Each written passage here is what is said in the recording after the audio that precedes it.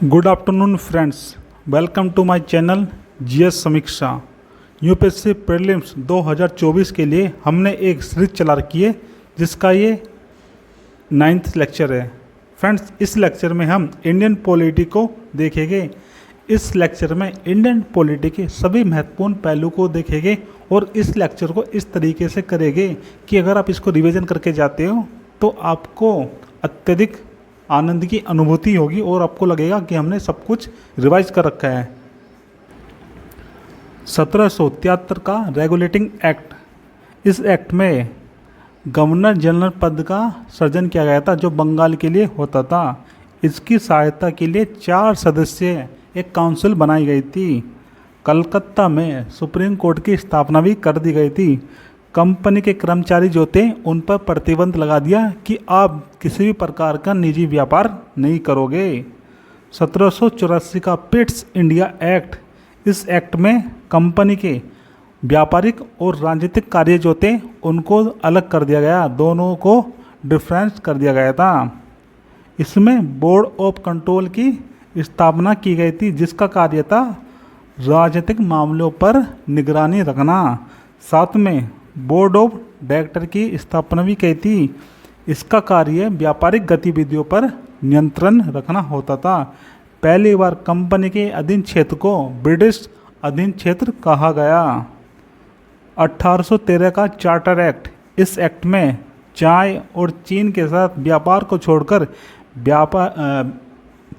Company के व्यापारिक एकाधिकार की समाप्ति कर दी गई थी। ब्रिटिश कंपनी प्रत्येक वर्ष साहित्य एवं विज्ञान के प्रसार के लिए 1 लाख रुपए खर्च करेगी, ये भी प्रावधान कर दिया गया था। 1833 का चार्टर एक्ट, इस एक्ट में जो बंगाल का गवर्नर जनरल होता था अब उसको भारत का गवर्नर जनरल कहा जाएगा। विलियम बेंटिंक जो थे भारत के प्रथम गवर्नर जनरल थे। कंपनी के व्यापारिक एकाधिकार की पूर्णतः समाप्ति कर दी गई थी। 1853 का चार्टर एक्ट, इस एक्ट में पहली बार गवर्नर जनरल की काउंसिल के विधायी और प्रशासनिक कार्यों का पृथक्करण कर दिया गया था, दोनों को अलग कर दिया गया था। गवर्नर जनरल के लिए एक नई केंद्रीय विधान परिषद का भी गठन किया गया था। सिविल सेवकों के चयन के लिए खुली भर्ती प्रतियोगिता का प्रारंभ कर दिया गया था। पहली बार केंद्रीय विधान परिषद में स्थानीय प्रतिनिधित्व जिसमें बंगाल, मद्रास, बम्बई और आगरा आते थे, इसका भी गठन किया गया था।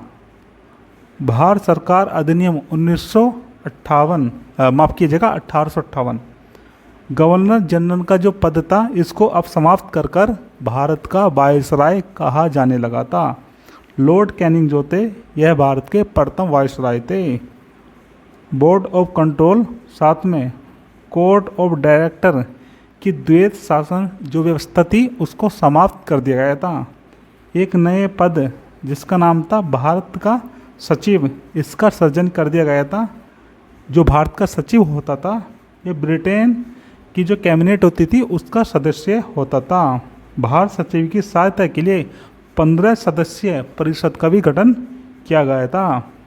1861 का भारत परिषद अधिनियम, इस अधिनियम में विधि निर्माण में भारतीयों को सम्मिलित करने की प्रक्रिया जो है उसका प्रारंभ कर दिया गया था।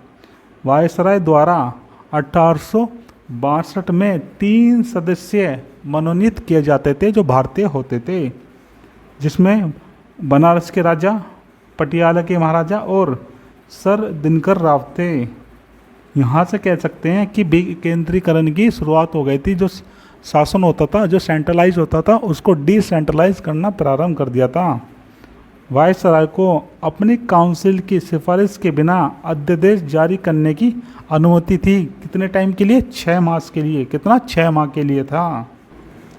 1892 का अधिनियम, इस अधिनियम में विधान परिषद के सदस्यों को बजट पर बहस करने और प्रश्न पूछने का अधिकार था। विधान परिषद में राज्यों के अप्रत्यक्ष निर्वाचन के सिद्धांत को भी स्वीकार कर लिया गया था।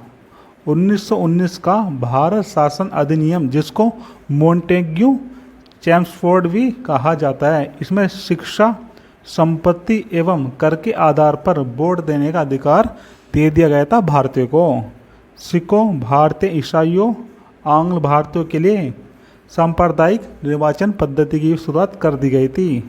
प्रत्यक्ष निर्वाचन द्वारा प्रांतों में आंशिक उत्तरदायी सरकार की स्थापना भी की गई थी। प्रांतीय विधानमंडलों में दोहरा शासन अर्थात हस्तांतरित और आरक्षित विषय भी शामिल थे। लोक लेखा आयोग का गठन भी प्रारंभ कर दिया गया था। राज्यों का बजट जो था वो केंद्र के बजट से अलग कर दिया गया था। यहाँ पर केंद्र और राज्य का दोनों का अलग अलग बजट होने लगा था। चलिए अब देखते हैं 1935 का अधिनियम। दोस्तों जब हम भारत के संविधान को देखेंगे कि भारत के संविधान में कहाँ कहाँ से प्रावधान लिए गए हैं, तो आपको 1935 के अधिनियम से सबसे ज़्यादा प्रावधान देखने को मिलेंगे। चलिए देखते हैं। अखिल भारतीय संघ की स्थापना का प्रावधान किया गया था। लिखित रूप से केंद्र और राज्यों के बीच शक्तियों का बंटवारा भी कर दिया गया था। प्रांतों में द्वैत शासन की समाप्ति कर दी गई थी। प्रांतों में उत्तरदायी सरकार की स्थापना हो गई थी। प्रांतों में द्विसदनीय विधायिका देखने को मिलती थी और यहाँ पर आरबीआई की स्थापना कर दी गई थी जो भारत का केंद्रीय बैंक है। बाहर शासन अधिनियम 1947, इस अधिनियम के द्वारा ही हम आज़ाद हुए थे। चलिए देखते हैं। वायसराय केंद्र का जबकि राज्यों के गवर्नरों को राज्य का संवैधानिक प्रमुख घोषित कर दिया गया था। संवैधानिक प्रमुख मंत्रिपरिषद की सहायता एवं सलाह के अनुसार कार्य करेंगे। भारत पर ब्रिटिश संप्रभुता की समाप्ति की घोषणा कर दी गई थी। भारत और पाकिस्तान नामक दो संप्रभु राष्ट्रों का गठन कर दिया गया था। चलिए अब देखते हैं जो भारत की संविधान सभा थी उसका निर्माण कैसे हुआ। तो दोस्तों देखते हैं सबसे पहले कि जो संविधान सभा है इसकी मांग क्या क्या थी। पहली बार 1934 में वामपंथी आंदोलन के नेता एम.एन. रॉय ने संविधान सभा की मांग की थी। उसके बाद 1935 में कांग्रेस द्वारा पहली बार औपचारिक रूप से संविधान सभा की मांग की गई थी। 1940 के अगस्त प्रस्ताव के माध्यम से ब्रिटिश सरकार द्वारा इसको स्वीकार कर लिया गया था। 1942 में कैबिनेट मिशन द्वारा दो संविधान सभाओं की मांग की गई थी जिसको मुस्लिम लीग ने अस्वीकार कर दिया गया था।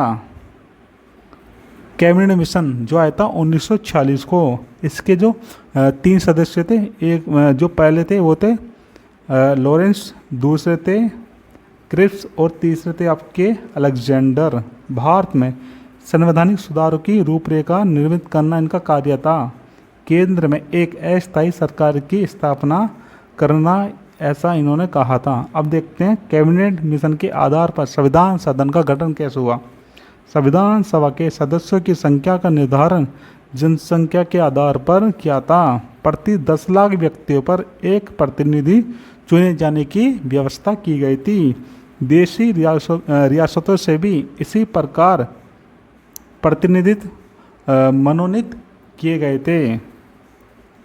अब देखते हैं संविधान सभा की जो प्रारंभिक गठन है वो कैसा होता। चलिए देखते हैं। योजना के आधार पर दिसंबर 1946 में प्रांतीय विधायिकाओं के चुनाव हुए थे। कांग्रेस को लगभग 70% सीटों पर बहुमत प्राप्त हुई थी। कमजोर स्थिति देखकर मुस्लिम लीग का संविधान सभा के बहिष्कार का निर्णय बन गया था, क्योंकि उन्होंने देखा कि हमें सीट तो दी नहीं, तो इसीलिए क्या हुआ, मुस्लिम लीग ने संविधान सभा का बहिष्कार कर दिया गया था। संविधान सभा प्रत्यक्ष रूप से जनता द्वारा निर्वाचित नहीं थी। ऐसा क्यों है, चलिए देखते हैं। प्रांतीय विधायिकाओं द्वारा संविधान सभा के सदस्यों का चयन किया गया था। Number 1 point.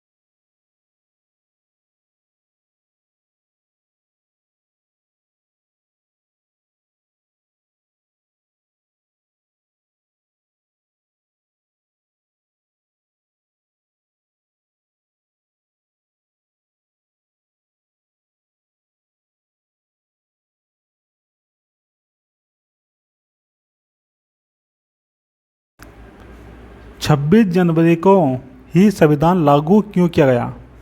दिसंबर 1930 में कांग्रेस का लाहौर अधिवेशन हुआ था, जिसके अध्यक्ष थे पंडित जवाहरलाल नेहरू। इन्होंने यहाँ पे पूर्ण स्वाधीनता का प्रस्ताव पारित किया था। 26 जनवरी 1931 को पूर्ण स्वाधीनता दिवस मनाने का निर्णय लिया था। इसी दिन पूर्ण स्वाधीनता राष्ट्रवादी आंदोलन का केंद्रीय लक्ष्य निर्धारित हुआ था। संविधान की प्रमुख विशेषता क्या क्या है देखते हैं। विश्व का सबसे लंबा संविधान है। हमारा संविधान जो है लिखित संविधान है। हमारा जो संविधान है विभिन्न देशों से गृहीत किया गया है। संशोधन की कठोर एवं लचीली प्रणाली है। एकात्मक के साथ साथ संघात्मक तत्वों का मिश्रण है। संसदीय शासन प्रणाली है। एकीकृत एवं स्वतंत्र न्यायपालिका है। मूल अधिकार राज्य के नीति निर्देशक तत्व और मूल कर्तव्य है। केंद्र राज्य संबंधों का निर्धारण एवं उल्लेख है। सार्वभौमिक वयस्क मताधिकार है। एकल नागरिकता है। आपातकालीन प्रावधान है। साथ में स्थानीय शासन भी है। पिछड़े वर्गों, अनुसूचित जाति जनजातियों के लिए विशेष प्रावधान की भी व्यवस्था की गई है। भारतीय संविधान की 8 अनुसूचियाँ थी। कितनी? 8 अनुसूचियाँ थी जब संविधान बना था 1947 में। वर्तमान की में कितनी है? वर्तमान में है हमारी कितनी? 12 अनुसूचियाँ। कितनी है? 12 है। चलिए देखते हैं। नंबर 1, राज्य और केंद्र शासित प्रदेशों के बारे में आपको देखने को मिलेगा। अनुसूची 2 में राष्ट्रपति, उपराष्ट्रपति, राज्यपाल, विधायिका के पीठासीन अधिकारी के बारे में आपको देखने को मिलेगा। अनुसूची 3 में शपथ की बात की जाएगी। अनुसूची 4 में राज्यसभा में सीटों का आवंटन किया जाएगा। अनुसूची 5 में अनुसूचित क्षेत्र और जनजातियों के लिए क्षेत्र की बात की जाएगी। अनुसूची 6 में असम, मेघालय, त्रिपुरा और मिजोरम के जनजातीय क्षेत्र की बात होगी। अनुसूची 7 में केवल केंद्र और राज्यों के बीच शक्तियों का बंटवारा होगा। अनुसूची 8 इसमें भाषाओं के बारे में बात की जाएगी। 9 में भूमि सुधार पहला संशोधन जो हुआ था 1951 में, इसकी बात की जाएगी। 10वें में दल परिवर्तन की बात की जाएगी। किसकी? दल परिवर्तन की बात की जाएगी। और 11वीं अनुसूची में पंचायत की बात होगी और 12वीं अनुसूची में नगर पालिका की बात होगी। दोस्तों अब देखते हैं भारतीय संविधान के स्रोत क्या क्या है। तो पहला देखते हैं भारत शासन अधिनियम 1935 से क्या क्या लिया है। संघीय व्यवस्था ली है, न्यायपालिका ली है, आपातकालीन उपबंध लिए है, राज्यपाल का कार्यकाल लिया है, लोक सेवा आयोग लिया है और प्रशासनिक वितरण भी लिया है। ब्रिटेन से हमने क्या क्या लिया है? संसदीय शासन प्रणाली, विधिक शासन, विधायी प्रक्रिया, एकल नागरिकता, कैबिनेट प्रणाली, परमाधिकार लेख, संसदीय विशेषाधिकार और द्विसदनीय व्यवस्थापिका। कनाडा से जो लिया हमने लिया है सशक्त केंद्र के साथ संघीय व्यवस्था। अवशिष्ट शक्तियों का केंद्र में निहित होना। केंद्र द्वारा राज्यों के राज्यपाल की नियुक्ति। उच्चतम न्यायालय का परामर्शी न्याय निर्णय। और हमने आयरलैंड के संविधान से लिया है राज्य के नीति निर्देशक तत्व, राष्ट्रपति की निर्वाचन पद्धति, साथ में राज्यपाल माफ कीजिएगा राज्यसभा के सदस्यों का नामांकन। ऑस्ट्रेलिया के संविधान से लिया है समवर्ती सूची, व्यापार और वाणिज्य की स्वतंत्रता, संसद के दोनों सदनों की संयुक्त बैठक है। फ्रांस के संविधान से लिया है गणतंत्र, स्वतंत्रता, समता और बंधुत्वता। दक्षिण अफ्रीका के संविधान से हमने लिया है संविधान संशोधन की प्रक्रिया, साथ में राज्यसभा के सदस्यों का निर्वाचन। अब देखते हैं दोस्तों जो हमारे संविधान की प्रस्तावना है जिसको उद्देशिका कहा जाता है। तो दोस्तों जब हम उद्देशिका देखते हैं तो पता चलता है कि संविधान बनाने का उद्देश्य क्या था। सर्वप्रथम जो उद्देशिका है यह अमेरिका के संविधान में थी। 13 दिसंबर 1946 को पंडित नेहरू द्वारा संविधान सभा में प्रस्तुत किया गया था, जिसको 26 जनवरी 1947 को स्वीकार कर लिया गया था।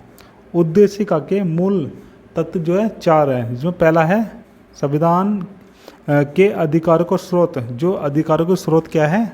तो शक्ति का स्रोत क्या है? तो दोस्तों वह है भारत की जनता। इसकी प्रकृति कैसी होगी? जो हमारा संविधान, इसकी प्रकृति कैसी होगी? तो इसकी होगी संप्रभु, समाजवादी, पंथ निरपेक्ष, लोकतांत्रिक, साथ में गणतांत्रिक।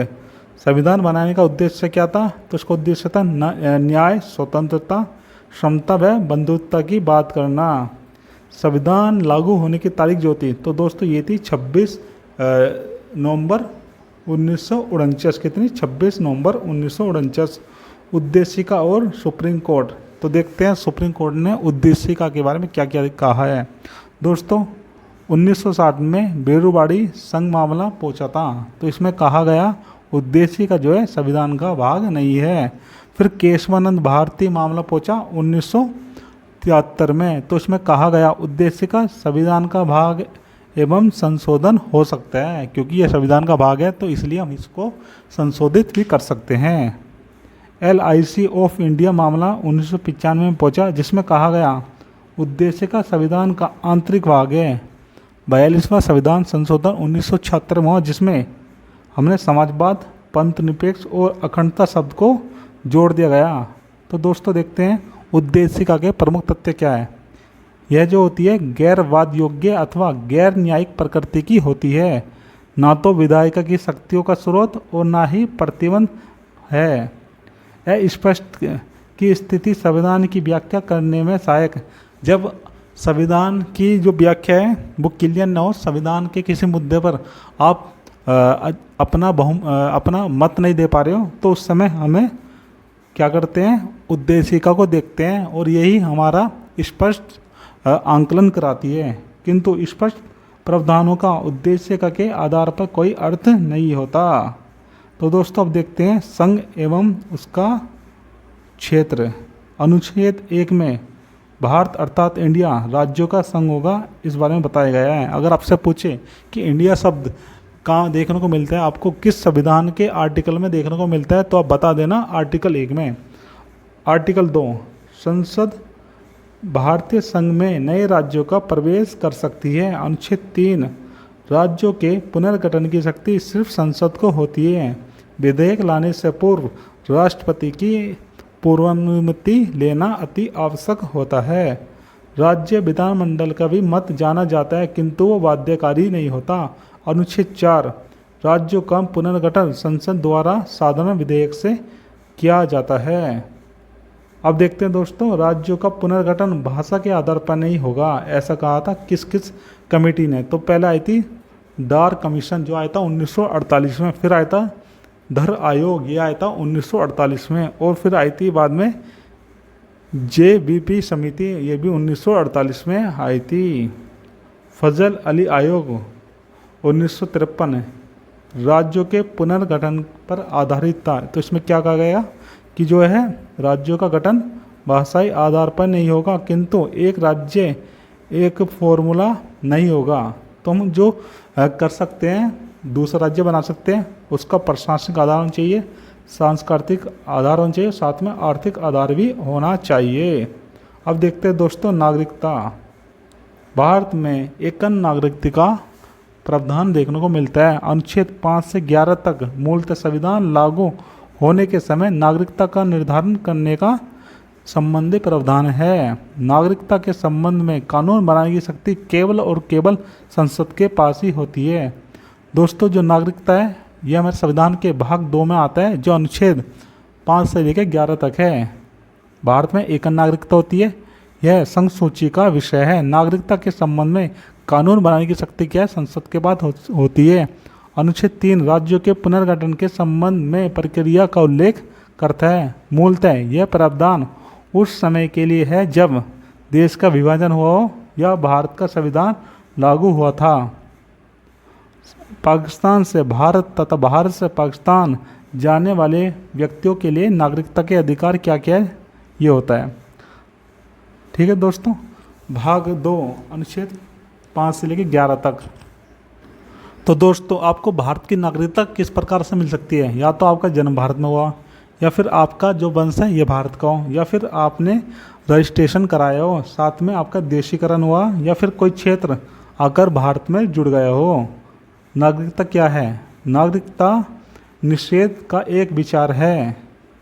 इसमें गैर नागरिकों को सम्मिलित नहीं किया जाता ताकि नागरिकों के राष्ट्रवाद की भावना विकसित की जा सके, ताकि राज्य द्वारा अपने नागरिकों के कल्याण को सर्वोपरि माना जाए। नागरिकता प्रदान करने के दो सिद्धांत होते हैं। पहला है जस सोली, जिसको साइंटिफिक तरीके से कहते हैं जन्म स्थान के आधार पर नागरिकता। ठीक, मोतीलाल नेहरू 1928 इसके पक्ष में थे। दूसरा आपका जस सांगुइनिस, इसका मीनिंग होता है रक्त संबंधों के आधार पर नागरिकता। नस्लीय विचार, लोकाचार के विरोध, ये किसके, ये लोकाचार के विरुद्ध होता है। भारत में नागरिकता त्यागने की विधियाँ क्या क्या, चलिए देखते हैं। स्वेच्छा से, कोई व्यक्ति अपनी मर्जी से अगर त्यागना चाहता है तो त्याग सकता है। दूसरा, उसको देश से भगा दिया जाए। तीसरा, सरकार द्वारा वंचित, सरकार संविधान का उसने अपमान कर दिया, या जो नागरिकता उसकी फर्जी तरीके से प्राप्त हुई है, या फिर जो भी प्रावधान थे वो पूरे नहीं कर पाता, तो इस तरीके से भी सरकार उसे वंचित कर सकती है। नागरिकता अधिनियम ये है 2019। ये क्यों लाया गया, क्योंकि जो हमारे 1955 का नागरिकता अधिनियम था उसमें संशोधन करने के बाद 21 दिसंबर 2014 को या उससे पहले अफगानिस्तान, बांग्लादेश और साथ में पाकिस्तान से भारत आए हिंदुओं, सिखों, बौद्धों को, जैनियों को, फारसियों को एवं ईसाइयों को अवैध प्रवासी नहीं मानेंगे। ओवरसीज सिटीजनशिप ऑफ इंडिया, जिसको कहते हैं OCI, गृह मंत्रालय द्वारा इसे 2005 में शुरू किया गया था। भारतीय मूल का एक ऐसा व्यक्ति जो 26 जनवरी 1950 के बाद भारत का नागरिक बनने के योग्य है, किंतु 26 जनवरी 1950 के बाद देश से विदेश की नागरिकता ले ली थी। विदेशी की परिभाषा में पाकिस्तान एवं बांग्लादेश को शामिल हम नहीं करते। OCI के लाभ, जो पासपोर्ट होता है उसमें स्वतंत्रता मिलती है, भारत में बैंक खाता उसको खुल सकता है, गैर कृषि संपत्ति वो खरीद सकता है, ड्राइविंग लाइसेंस उसको मिल सकता है, किंतु मतदान एवं सरकारी नौकरी का अधिकार उसको नहीं रहता। कृषि योग्य भूमि खरीदने का भी उसके पास अधिकार नहीं होता। अब देखते हैं पर्सन्स ऑफ इंडियन ओरिजिन, जिसको कहते हैं PIO। भारतीय मूल का व्यक्ति एक ऐसा व्यक्ति जो जन्म से या वंश से तो भारतीय परंतु विदेश रहता हो, जैसे बांग्लादेश, चीन, अफगानिस्तान, भूटान, नेपाल, अफगानिस्तान, माफ़ कीजिए पाकिस्तान और श्रीलंका को छोड़कर, ये जो भी देश है इन देशों को छोड़कर 15 जनवरी 2015 को PIO कार्ड योजना को OCI के साथ मिला दिया गया था। नॉन रेजिडेंट इंडिया, जिसको कहते हैं NRI, क्या कहते हैं NRI। अब दोस्तों देखते हैं क्या होता है। ऐसा भारतीय पासपोर्ट धारक जो किसी वित्तीय वर्ष में कम से कम 183 दिन के लिए किसी अन्य देश में रहता है तथा शेष दिनों में भारत में रहता हो, NRI को वोट देने का अधिकार होता है। केवल भारत में अर्जित आय पर ही टैक्स देता है। अब देखते हैं दोस्तों मूल अधिकार, जिसको कहते हैं फंडामेंटल राइट्स। तो इनका जो नामकरण है ये कैसे किया गया, इसको भी देखते हैं। भारत के भाग 3 में इसका उल्लेख देखने को मिलता है, जो संविधान के आर्टिकल 12 से लेकर आपको 35 तक देखने को मिलेगा। कितना, आर्टिकल 12 से लेकर 35 तक। व्यक्तियों के सर्वांगीण विकास के लिए अति आवश्यक होता है। राज्य द्वारा इसका उल्लंघन नहीं किया जाएगा। उपचार प्राप्त करने का अधिकार स्वयं मूल अधिकार होता है। उच्चतम न्यायालय द्वारा इसका संरक्षण किया जाता है। भाग 3 भारतीय संविधान का मैग्ना कार्टा है। मैग्ना कार्टा के तहत वैश्विक स्तर पर पहली बार लिखित अधिकारों की व्याख्या की गई थी। 1215 में इंग्लैंड के सम्राट जॉन द्वारा, सम्राट जॉन का मैग्ना कार्टा मूल अधिकारों का जन्मदाता है। इसके बाद समय समय पर सम्राटों द्वारा नागरिकों को विभिन्न अधिकार प्रदान किए गए थे। 1689 में बिल ऑफ राइट्स के तहत समस्त अधिकार सम्मिलित थे। 1789 में फ्रांस द्वारा सबसे पहले लिखित रूप में मूल अधिकार प्रदान किए गए थे। हालांकि मूल अधिकार न कहकर उन्हें प्राकृतिक अधिकार कहा जा सकता है। सम्राट जॉन का मैग्ना कार्टा मूल अधिकारों का जन्मदाता माना जाता है। इसके बाद अमेरिका संविधान में भी मूल अधिकारों का समावेश देखने को मिलता है। भारत में मूल अधिकार सबसे अधिक विस्तृत एवं संरक्षण प्राप्त है। मूल अधिकार जो है पहले 7 थे, अब 6 रह गए। तो देखते हैं कौन कौन से हैं। समता का अधिकार जो अनुच्छेद 14 से 18 तक है। स्वतंत्रता का अधिकार जो 19 से 22 तक है। शोषण के विरुद्ध अधिकार जो 23 से 24 है। धर्म की स्वतंत्रता के अधिकार जो 25 से 28 तक है। संस्कृति और शिक्षा संबंधी अधिकार जो 29 से 30 तक है। और संवैधानिक उपचारों का अधिकार जो अधिकार 32 है। दोस्तों पहले मौलिक अधिकार 7 होते थे, अब 6 है। जो संपत्ति का अधिकार था जो आर्टिकल 31 में, इसको समाप्त कर दिया गया।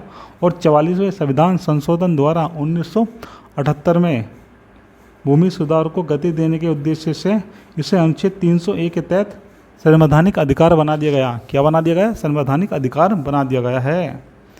दोस्तों अब देखते हैं भारतीय प्रसंग में मूल अधिकारों की विशेषता क्या है। गोपालन बनाम मद्रास राज्य 1950 में असीमित नहीं है, बल्कि तार्किक आधारों पर इसको प्रतिबंधित कर सकते हैं। चिरंजीत लाल बनाम भारत संघ 1951 व्यक्तिगत हित एवं सामाजिक हित में सामंजस्य बनाना है। साम दासिनी बनाम सेंट्रल बैंक 1952 मूल अधिकार राज्य के विरुद्ध संरक्षण प्रदान करता है। गोलकनाथ बनाम पंजाब राज्य 1967 प्राकृतिक और अप्रतिदेय अधिकार है। मेनका गांधी बनाम भारत संघ 1978 में व्यक्ति के व्यक्तित्व के विकास का गारंटर है। कौन है? मौलिक अधिकार। प्रेम शंकर बनाम दिल्ली प्रशासन 1980 मूल अधिकार मानवीय अधिकार है। कैसा अधिकार है? मानवीय अधिकार है, मानव अधिकार है। एम नागराज बनाम भारत संघ 2007 स्वतंत्र समाज के लिए यह अनिवार्य संवैधानिक मूल अधिकार है। भारतीय प्रसंग में मूल अधिकारों की अन्य विशेषताएं क्या क्या है? राज्य को तार्किक प्रतिबंध लगाने का अधिकार प्रदान करता है। नकारात्मक एवं सकारात्मक दोनों प्रकृति वाले होते हैं। संसद द्वारा इसको संशोधित किया जा सकता है। राजनीतिक लोकतंत्र की स्थापना करता है। ये वाद योग्य है। मूल अधिकार जो है कुछ नागरिकों को प्राप्त होते हैं, माफ़ कीजिएगा, नागरिकों को तो सभी प्राप्त होते हैं। कुछ अधिकार ऐसे होते हैं जो भारत के नागरिक नहीं है, उनको प्राप्त नहीं होंगे। केवल और केवल ऐसे अधिकार जो केवल और केवल भारतीय को प्राप्त है। 15, 16, 19, 29 और 30। अनुच्छेद 12 जिसमें हम राज्य की परिभाषा देखते हैं, जिसमें पता चलता है कि राज्य क्या है। तो दोस्तों राज्य के अंदर संसद भी आती है, बाहर सरकार आती है, राज्य विधानमंडल आती है, राज्य सरकार आती है, साथ में स्थानीय प्राधिकरण भी आते हैं। अनुच्छेद 13 संसद ऐसी कोई विधि नहीं बनाएगी जो नागरिकों के मूल अधिकारों का उल्लंघन करती हो। यदि संसद द्वारा इस प्रकार की कोई विधि बनाई जाती है तो वह मूल अधिकारों का उल्लंघन करने की मात्रा पर शून्य कर दिया जाएगा। संविधान का संशोधन विधि की परिभाषा के दायरे में नहीं आता। विधि का बल रखने वाली कोई प्रथा, रूढ़ि, नियम तथा अध्यादेश इसमें शामिल कर दिए जाएंगे। अनुच्छेद 14 विधि के समक्ष समता ब्रिटेन संकल्पना है और विधियों का समान संरक्षण यह अमेरिकी संकल्पना है। दोनों का उद्देश्य कानून की सर्वोच्चता स्थापित करना है। अनुच्छेद 15 केवल धर्म, मूल वंश, जाति, लिंग, जन्मस्थान के आधार पर राज्य द्वारा कोई भेदभाव नहीं किया जाएगा। हालांकि बच्चे, महिलाएं, SC, ST और सामाजिक व शैक्षणिक रूप से पिछड़े वर्ग के लिए राज्य विशेष प्रावधान कर सकता है। अनुच्छेद 16 केवल धर्म, मूल वंश, जाति, लिंग, जन्मस्थान के आधार पर राज्य द्वारा सरकारी नौकरियों में कोई भी भेदभाव नहीं किया जाएगा। वो अलग बात है कि महिलाएं, SC, ST और सामाजिक व शैक्षिक रूप से पिछड़े वर्गों के लिए राज्य आरक्षण की व्यवस्था कर सकता है। अनुच्छेद 17 छुआछूत का पर प्रतिबंध लगाना है। निजी व्यक्तियों के विरुद्ध भी यह प्रावधान लागू होता है। अनुच्छेद 18 उपाधियों का अंत करना। राष्ट्रपति की अनुमति के बिना विदेश से आप किसी प्रकार की कोई भी उपाधि नहीं ले सकते हो। ठीक, दोस्तों ये देखा हमने समता का अधिकार। अब देखें कि स्वतंत्रता का अधिकार जो आपके आर्टिकल 19 से शुरू होता है। इसमें विचार एवं अभिव्यक्ति की स्वतंत्रता की बात की जाती है। शांतिपूर्ण बिना हथियार के आप सभा कर सकते हो और आपको पूरी स्वतंत्रता है। संघ बनाने की आपके पास स्वतंत्रता है। देश के किसी भी क्षेत्र में आने जाने की पूर्ण स्वतंत्रता है। देश के किसी भी क्षेत्र में निवास करने की स्वतंत्रता, कोई भी व्यापार एवं आजीविका चलाने की आपके पास स्वतंत्रता है। अनुच्छेद 20, यह एक अपराध के लिए केवल एक बार ही सजा के लिए बाध्य रहेगा। विद्यमान कानून के अनुसार ही सजा दी जा सकती है। ऐसा नहीं है कि आज से 4 साल पहले वाले कानून के अनुसार या वर्तमान में जो आएगा उसके अनुसार सजा दी जाए। किसी को अपने विरुद्ध गवाही देने के लिए बाध्य नहीं किया जा सकता।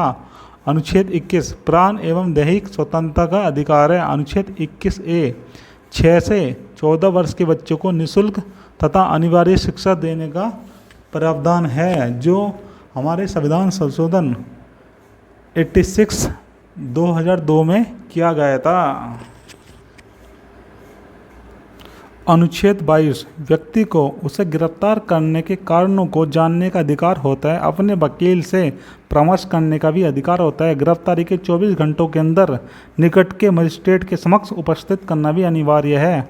अनुच्छेद 23, मानव के दुर्व्यापार और बलात्श्रम पर प्रतिबंध लगाता है। अनुच्छेद 24, 14 वर्ष से कम आयु वाले किसी भी बच्चे को कारखानों या किसी जोखिम भरे काम में आप नियुक्त नहीं कर सकते हो। अनुच्छेद 25, धर्म को अबाध रूप से मान्य, आचरण करने और प्रसार करने की आपके पास पूर्ण स्वतंत्रता होती है। अनुच्छेद 26, धार्मिक कार्यों के प्रबंधन की आपके पास पूर्ण स्वतंत्रता है। अनुच्छेद 27, धार्मिक कार्यों के लिए राज्य द्वारा कोई कर नहीं दिया जाएगा या लिया जाएगा। अनुच्छेद 28, राज्य द्वारा संचालित किसी स्कूल आदि में कोई भी धार्मिक शिक्षा नहीं दी जाएगी। अन्य शिक्षण संस्थानों में व्यक्ति की इच्छा के विरुद्ध कोई धार्मिक शिक्षा उसको नहीं दे सकते आप। अनुच्छेद 29, अल्पसंख्यक वर्ग को अपनी भाषा, लिपि और संस्कृति को सुरक्षित रखने का पूर्ण अधिकार होता है। अनुच्छेद 30, शिक्षा संस्थानों की स्थापना और प्रशासन करने का अल्पसंख्यक वर्गों पर अधिकार होता है। अनुच्छेद 32, मूल अधिकारों को लागू करवाने के लिए सुप्रीम कोर्ट को 5 प्रकार की रिट जारी करने का अधिकार होता है, जिसमें आपकी है नंबर 1 बंदी प्रत्यक्षीकरण, नंबर 2 परमादेश, नंबर 3 प्रतिषेध, नंबर 4 उत्प्रेक्षण, नंबर 5 अधिकार परीक्षा। चलिए दोस्तों देखते हैं सबसे पहले बंदी प्रत्यक्षीकरण, जिसको कहते हैं हैबिस कॉर्पस। सार्वजनिक प्राधिकरणों या व्यक्तिगत दोनों के विरुद्ध जारी किया जा सकता है। या तो सार्वजनिक प्राधिकरणों पे या किसी व्यक्तिगत संस्था पर, आप दोनों पर ही कर सकते हो। परमादेश जो होता है इसका उद्देश्य, इसका अर्थ होता है हम आदेश देते हैं। निजी व्यक्ति, निजी निकाय या राष्ट्रपति या राज्यपाल के खिलाफ जारी नहीं कर सकते इसको। प्रतिषेध न्यायिक या अर्ध न्यायिक संस्थाओं के विरुद्ध जारी की जाती है। किसी अधीनस्थ न्यायालय को अपनी आधिकारिकता का अतिक्रमण करने से रोकना। उत्प्रेक्षण न्यायिक या अर्ध न्यायिक संस्था के विरुद्ध जारी की जाती है। प्रतिषेध रिट उस समय जारी की जाती है जब कोई कार्रवाई चल रही हो, जबकि उत्प्रेक्षण रिट कार्रवाई समाप्त होने के बाद निर्णय संबंधी माफ कीजिएगा, निर्णय समाप्ति के उद्देश्य से की जाती है। अधिकार परीक्षा क्यों वारंटों, आपका क्या प्राधिकार है, सार्वजनिक पद पर आसीन किसी व्यक्ति के विरुद्ध जारी कर सकते हैं। उच्चतम न्यायालय और उच्च न्यायालय की रिट आधिकारिकता में अंतर है। सर्वोच्च न्यायालय केवल मौलिक अधिकारों के हनन की स्थिति में ही रिट जारी कर सकते हैं। उच्च न्यायालय को किसी अन्य उद्देश्य के लिए भी कर सकते हैं। उच्चतम न्यायालय की रिट आधिकारिकता का प्रभाव संपूर्ण भारत में होता है। उच्च न्यायालय की रिट आधिकारिकता का विस्तार केवल और केवल संबंधित राज्य की सीमा तक होता है। सुप्रीम कोर्ट हाई कोर्ट के विरुद्ध प्रतिषेध या उत्प्रेक्षण रिट जारी कर सकता है, परंतु हाई कोर्ट सुप्रीम कोर्ट के विरुद्ध ऐसा नहीं कर सकता। अनुच्छेद 33, संसद को अधिकार है कि वह सशस्त्र बलों, अर्धसैनिक बलों, पुलिस बलों, खुफिया एजेंसियों और अन्य के मूल अधिकारों को युक्ति युक्त प्रतिबंधित कर सकते हैं। मार्शल लॉ को असाधारण परिस्थितियों जैसे युद्ध, अशांति, दंगा या कानून का उल्लंघन आदि स्थिति में लागू किया जा सकता है। अनुच्छेद 34 मार्शल लॉ लागू होने पर मूल अधिकारों पर प्रतिबंध लगाने की संसद के पास शक्ति होती है। उद्देश्य होता है सशस्त्र बलों के समुचित कार्य करने एवं अनुशासन को बनाए रखना। अनुच्छेद 35 केवल संसद को मूल अधिकारों को प्रभावी बनाने के लिए कानून बनाने की शक्ति होती है। मूल अधिकारों के क्रियान्वयन के लिए निर्देश, आदेश, रिट जारी करने के लिए सर्वोच्च न्यायालय और उच्च न्यायालय को सशक्त बनाया जाता है। मूल अधिकार और आपातकाल। अनुच्छेद 358 केवल युद्ध अथवा बाहरी आक्रमण के आधार पर राष्ट्रीय आपातकाल लागू हो तो अनुच्छेद 19 का क्रियान्वयन स्वतः ही निलंबित हो जाता है। अनुच्छेद 359 राष्ट्रीय आपातकाल के दौरान राष्ट्रपति अनुच्छेद 20 एवं 21 को छोड़कर किसी भी मूल अधिकार के प्रवर्तन को निलंबित कर सकता है, रोक सकता है। केवल 20 और 21 को छोड़कर सारे मूल अधिकार समाप्त हो जाते हैं। चलिए दोस्तों, अब देखते हैं राज्य के नीति निर्देशक तत्व। संविधान के भाग 4 में राज्य के नीति निर्देशक तत्व को उल्लेखित किया गया है, जो अनुच्छेद 36 से 51 तक है। आयरलैंड संविधान की संकल्पना से इसको लिया गया है। सामाजिक और आर्थिक लोकतंत्र की स्थापना करने के लिए राज्य के नीति निर्देशक तत्व होते हैं। यह गैर वाद योग्य है। सरकारों के लिए नैतिक निर्देश होते हैं। अनुच्छेद 36 इसमें राज्य की परिभाषा दी गई है। अनुच्छेद 37 नीति निर्देशक तत्वों को लागू करना सरकार के लिए कानूनी रूप से तो बाध्यकारी नहीं है, लेकिन नैतिक रूप से अति आवश्यक होता है। अनुच्छेद 38 राज्य सामाजिक, आर्थिक और राजनीतिक कल्याण के लिए न्याय पर आधारित सामाजिक व्यवस्था की व्यवस्था करने का प्रयास करेगा। अनुच्छेद 29 महिला पुरुष के लिए जीवन यापन के समान अवसर, समान कार्य के लिए समान वेतन, धन और उत्पादन के साधनों पर समाज में समरूप वितरण होना चाहिए। अनुच्छेद 39 ए सभी को समान एवं निःशुल्क कानूनी सहायता दी जाए। अनुच्छेद 40 ग्राम पंचायतों के गठन हेतु राज्य प्रयास करेगा। दोस्तों, ये संकल्पना जो है M.N. गांधी की थी। किसकी? मोहनदास गांधी की। ये गांधी की थी। अनुच्छेद 41 राज्य काम, शिक्षा के साथ ही बुढ़ापे, बीमारी जैसी अभाव की दशाओं में लोक सहायता सुनिश्चित करने का प्रयास करेगा। अनुच्छेद 42 काम की न्याय संगत और प्रसूति सहायता प्रदान करेगा। जब कोई लेडी प्रेग्नेंट हो तो उसको उस समय भी सहायता दी जाए। अनुच्छेद 43 राज्य न्यूनतम मजदूरी तथा श्रमिकों के हितों को सुरक्षित करने का प्रयास करेगा। इसलिए मनरेगा चलाई थी। क्या चलाई थी? मनरेगा योजना चलाई गई थी। अनुच्छेद 43 ए उद्योगों के प्रबंधन में श्रमिकों की भागीदारी का प्रयास।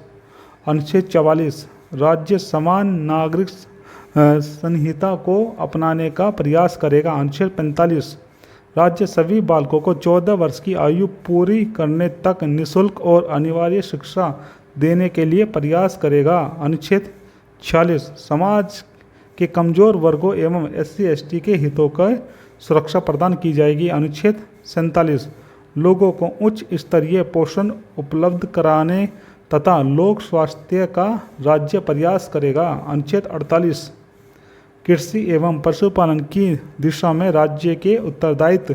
अनुच्छेद 48 ए पर्यावरण संरक्षण तथा वन्य जीवों आदि का संरक्षण। अनुच्छेद 49 राष्ट्रीय महत्व के स्मारकों आदि का संरक्षण करना। अनुच्छेद 50 कार्यपालिका न्यायपालिका से पृथक होगी, दोनों का सेपरेशन होगा। अनुच्छेद 51 अंतर्राष्ट्रीय शांति को बढ़ाने हेतु राज्य प्रयासरत रहेगा। राज्य नीति निर्देशक तत्वों के बारे में कुछ महत्वपूर्ण जानकारी। दोस्तों इन्हें आयरलैंड के संविधान से लिया गया है। मूल अधिकार और नीति निर्देशक तत्व एक दूसरे के पूरक हैं। मूल अधिकार और नीति निर्देशक तत्वों का मूल उद्देश्य सामाजिक, आर्थिक, राजनीतिक और लोकतंत्र की स्थापना करना होता है। 42वें संविधान संशोधन अधिनियम 1976 में अनुच्छेद 39A, 43A और 48A जोड़ा गया था। 44वां संविधान संशोधन अधिनियम 1978 अनुच्छेद 38 से राज्य लोक कल्याण की अभिवृद्धि का प्रयास करेगा। 97वां संविधान संशोधन अधिनियम 2011 अनुच्छेद 43B मूल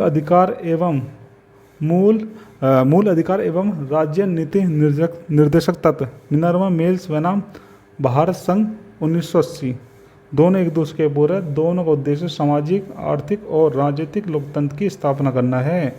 दोस्तों अब देखते हैं मौलिक कर्तव्य। क्या देखते हैं? मौलिक कर्तव्य जो हमारे संविधान के आर्टिकल 51A में है। किसमें? 51A में। और जो संविधान का पार्ट है यह है 4A। कितना है? 4।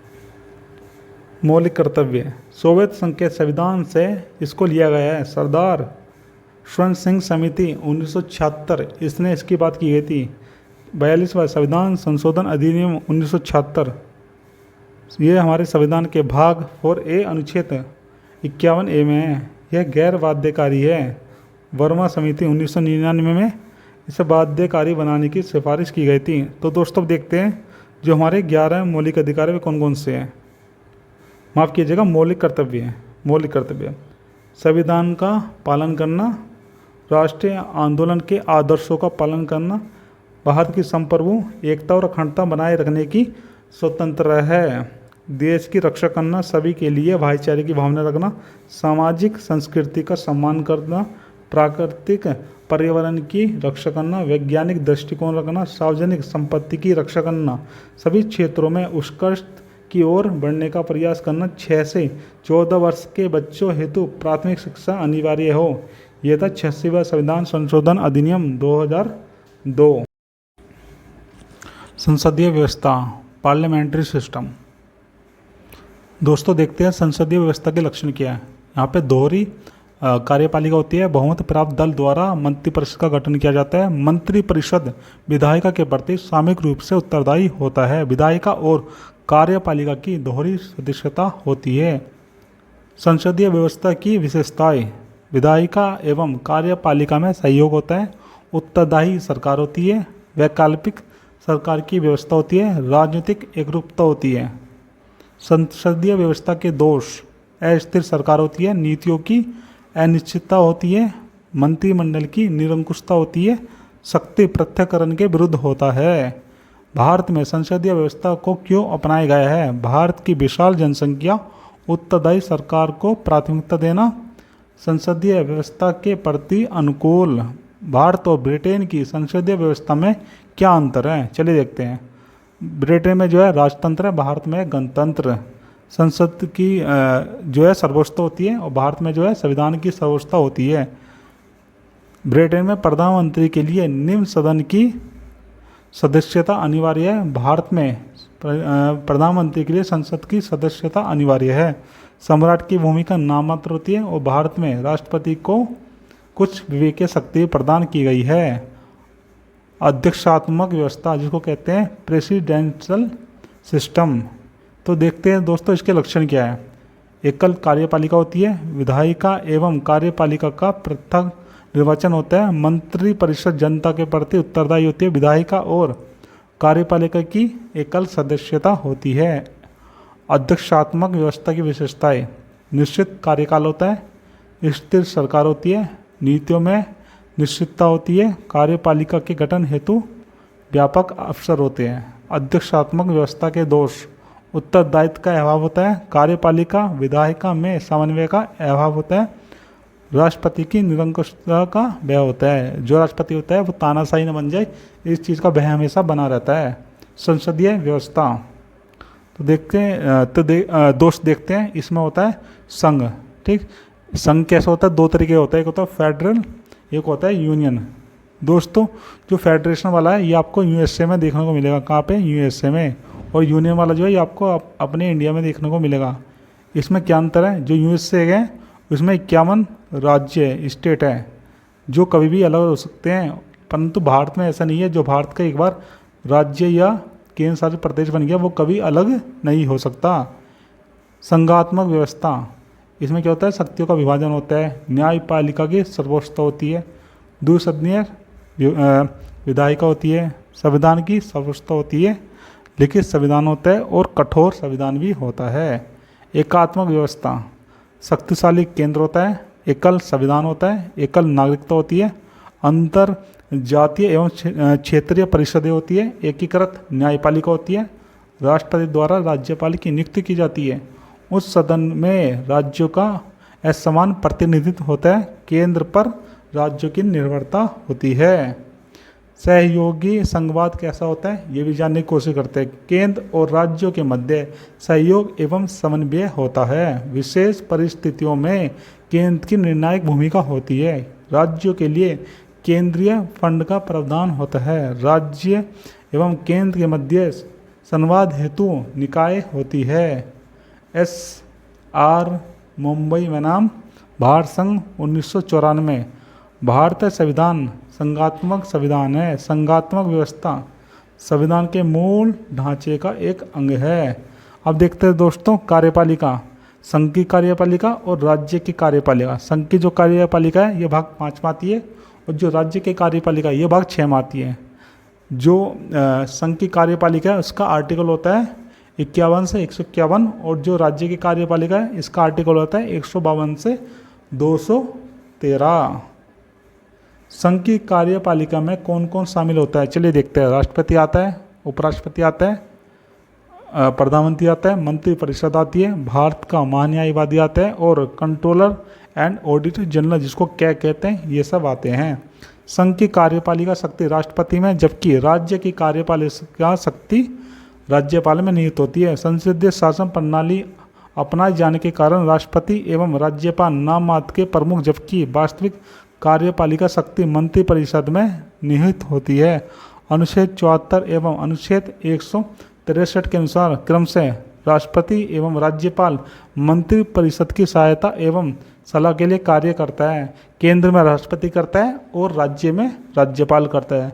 संघ के सभी प्रमुख कार्यपालिका अधिकारियों एवं संवैधानिक पदाधिकारियों की नियुक्ति राष्ट्रपति के नाम पर की जाती है। राष्ट्रपति का निर्वाचन अप्रत्यक्ष रूप से अर्थात आनुपातिक प्रतिनिधित्व प्रणाली के अनुसार एकल संक्रमणीय मत प्रणाली द्वारा होता है।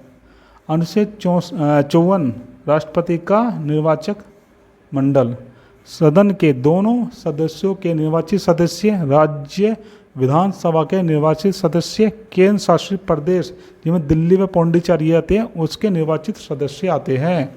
अनुच्छेद 58 राष्ट्रपति के पद हेतु शपथ, भारत का नागरिक होना चाहिए, 35 वर्ष की आयु होनी चाहिए, लोकसभा का सदस्य चुने जाने की योग्यता होनी चाहिए, लाभ के पद पर नहीं होना चाहिए। राष्ट्रपति के निर्वाचन में कौन भाग नहीं लेता? तो इसमें लोकसभा और राज्यसभा के मनोनीत सदस्य भाग नहीं लेते, राज्य विधान सभा के मनोनीत सदस्य भाग नहीं लेते, राज्य विधान परिषद के कोई भी सदस्य भाग नहीं लेता। राष्ट्रपति हेतु आवश्यक योग्यताएं, भारत का नागरिक होना चाहिए, 35 वर्ष की कम से कम आयु होनी चाहिए, लोकसभा का सदस्य चुनने के बराबर उसकी योग्यता हो। अनुच्छेद 60 राष्ट्रपति द्वारा सुप्रीम कोर्ट के मुख्य न्यायाधीश के समक्ष क्या ली जाती है? शपथ ली जाती है। अनुच्छेद 61 राष्ट्रपति को महाभियोग की प्रक्रिया अर्थात दोनों सदनों के कुल सदस्यों के 2/3 बहुमत से अलग अलग प्रस्ताव पारित कर पद से हटाया जा सकता है। इस प्रकार के प्रस्ताव हेतु 1/4 सदस्यों का समर्थन तथा राष्ट्रपति को 14 दिन पहले ही लिखित सूचना देना अनिवार्य है। अनुच्छेद 63 के अनुसार भारत का एक उपराष्ट्रपति होगा। उपराष्ट्रपति राज्यसभा का पदेन सभापति होता है। भारत की नागरिकता होनी चाहिए, इसके बाद 35 वर्ष की आयु होनी चाहिए, साथ में राज्यसभा का सदस्य बनने की योग्यता भी होनी चाहिए। उपराष्ट्रपति के चुनाव में संसद के दोनों सदनों के सभी सदस्य भाग लेते हैं। दोस्तों जो आपका माफ़ कीजिएगा, उप राष्ट्रपति होता है। ठीक, ये क्या होना चाहिए, राज्यसभा का सदस्य बनने की योग्यता। और जो आपका राष्ट्रपति होता है इस पे होनी चाहिए लोकसभा की, किसकी, लोकसभा की। ठीक, चलिए आगे देखते हैं। राष्ट्रपति और उपराष्ट्रपति के निर्वाचन संबंधी विवादों का समाधान सिर्फ सुप्रीम कोर्ट द्वारा ही किया जा सकता है। अनुच्छेद 72 तथा 161 क्रमशः राष्ट्रपति और राज्यपाल को समाधान के संबंध में शक्तियां प्रदान करता है। दोनों की शक्तियां समान है, किंतु मृत्युदंड को माफ करने की शक्ति केवल और केवल राष्ट्रपति के पास होता है। राज्यपाल केवल और केवल उम्र कैद वाली सजा में ही कुछ कर सकता है। राष्ट्रपति द्वारा नियुक्ति किसकी होती है, प्रधानमंत्री की होती है, केंद्रीय मंत्री परिषद की होती है, सुप्रीम कोर्ट तथा हाई कोर्ट के न्यायाधीश की होती है, राज्यपाल की होती है, राज्य का माफ कीजिएगा कैग की होती है। राष्ट्रपति की कार्यपालिका शक्ति, संघ की कार्यपालिका शक्ति राष्ट्रपति में निहित होती है। भारत सरकार की सभी कार्रवाई राष्ट्रपति के नाम से ही की जाती है। प्रधानमंत्री तथा अन्य मंत्रियों की नियुक्ति की जाती है। मंत्रालय का आवंटन किया जाता है। राष्ट्रपति के प्रति मंत्रियों का व्यक्तिगत उत्तरदायित्व भी होता है। राष्ट्रपति की विधायी शक्तियाँ, राष्ट्रपति संसद का अभिन्न अंग है। अनुच्छेद 79 के द्वारा संसद का सत्र बुलाने, सत्रवसान करने तथा लोकसभा को विघटित करने की शक्ति राष्ट्रपति के पास होती है। राज्यसभा में 12 सदस्यों को मनोनीत कर सकता है। विधायी और प्रशासनिक विषयों के संबंध में प्रधानमंत्री से जानकारी मांगने की शक्ति होती है। संसद की संयुक्त बैठक बुलाने की शक्ति भी होती है। राष्ट्रपति द्वारा किसकी नियुक्ति होती है, मुख्य निर्वाचन आयुक्त एवं अन्य निर्वाचन आयुक्त की। भारत का न्यायवादी संघ लोक सेवा के अध्यक्ष तथा सदस्य, वित्त आयोग के अध्यक्ष और सदस्य, पिछड़ा वर्ग आयोग के अध्यक्ष एवं सदस्य, अल्पसंख्यक आयोग के सदस्य एवं अध्यक्ष, भाषाई आयोग के अध्यक्ष तथा सदस्य, भारत का राजदूत, इन सब की नियुक्ति जो है राष्ट्रपति करता है। राष्ट्रपति की वीटो शक्ति अनुच्छेद 111 के तहत है। ठीक, वो स्वीकृति दे भी सकता है, अपने पास सुरक्षित रख भी सकता है और पुनर्विचार के लिए लौटा भी सकता है। राष्ट्रपति की वीटो शक्ति क्या होती है, अत्यांतिक वीटो, निलंबनकारी वीटो, पॉकेट वीटो और विशेषित वीटो। अत्यांतिक वीटो क्या होती है, किसी विधेयक को अपने पास सुरक्षित रख लेना। निलंबनकारी वीटो क्या होती है, किसी विधेयक को केवल एक बार पुनर्विचार के लिए लौटा देना। पॉकेट वीटो क्या होती है, विधेयक पर ना तो स्वीकृति देना और ना ही अस्वीकृति देना, ना ही पुनर्विचार के लिए लौटाना, बल्कि अपने निर्णय को रोककर रख लेना। अनुच्छेद 200 राज्यपाल को वीटो शक्ति प्रदान करता है।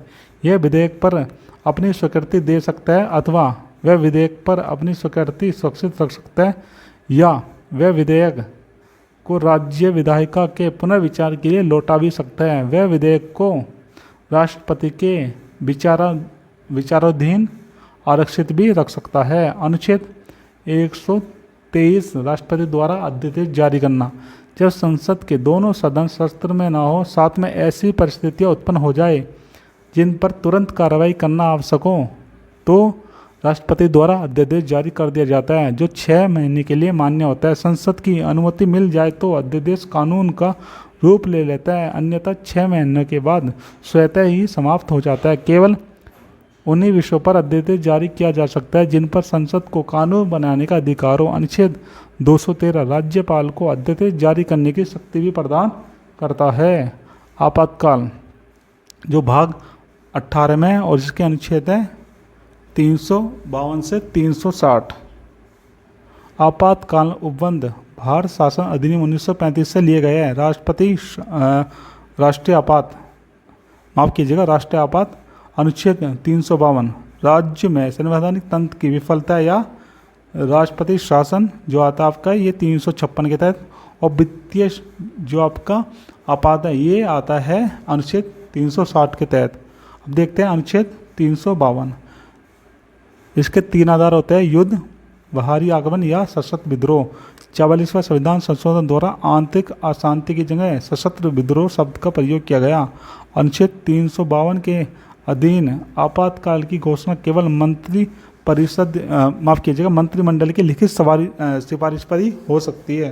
संसद द्वारा 1 महीने के अंदर विशेष बहुमत से घोषणा का समर्थन करने की आवश्यकता होती है। एक बार में आपातकाल 6 महीने के लिए जारी रह सकता है। अनुच्छेद 352 लागू होने पर राज्य की कार्यपालिका शक्तियों का प्रयोग संघ द्वारा किया जाने लग जाता है। राज्य सूची के विषय पर संसद को कानून बनाने की शक्ति प्राप्त हो जाती है। केंद्र तथा राज्यों के वित्तीय संबंध निलंबित हो जाते हैं। लोकसभा अथवा राज्यसभा के कार्यकाल को एक बार में 1 वर्ष के लिए बढ़ाया जा सकता है। अनुच्छेद 19 में दिए गए मूल अधिकार अपने आप ही निलंबित हो जाते हैं, जबकि अनुच्छेद 20 और 21 को छोड़कर अन्य मूल अधिकारों को राष्ट्रपति चाहे तो निलंबित कर सकता है अनुच्छेद 359 के तहत। इसलिए कहा जाता है कि जो अधिकार है केवल और केवल 20 और 21 ही है।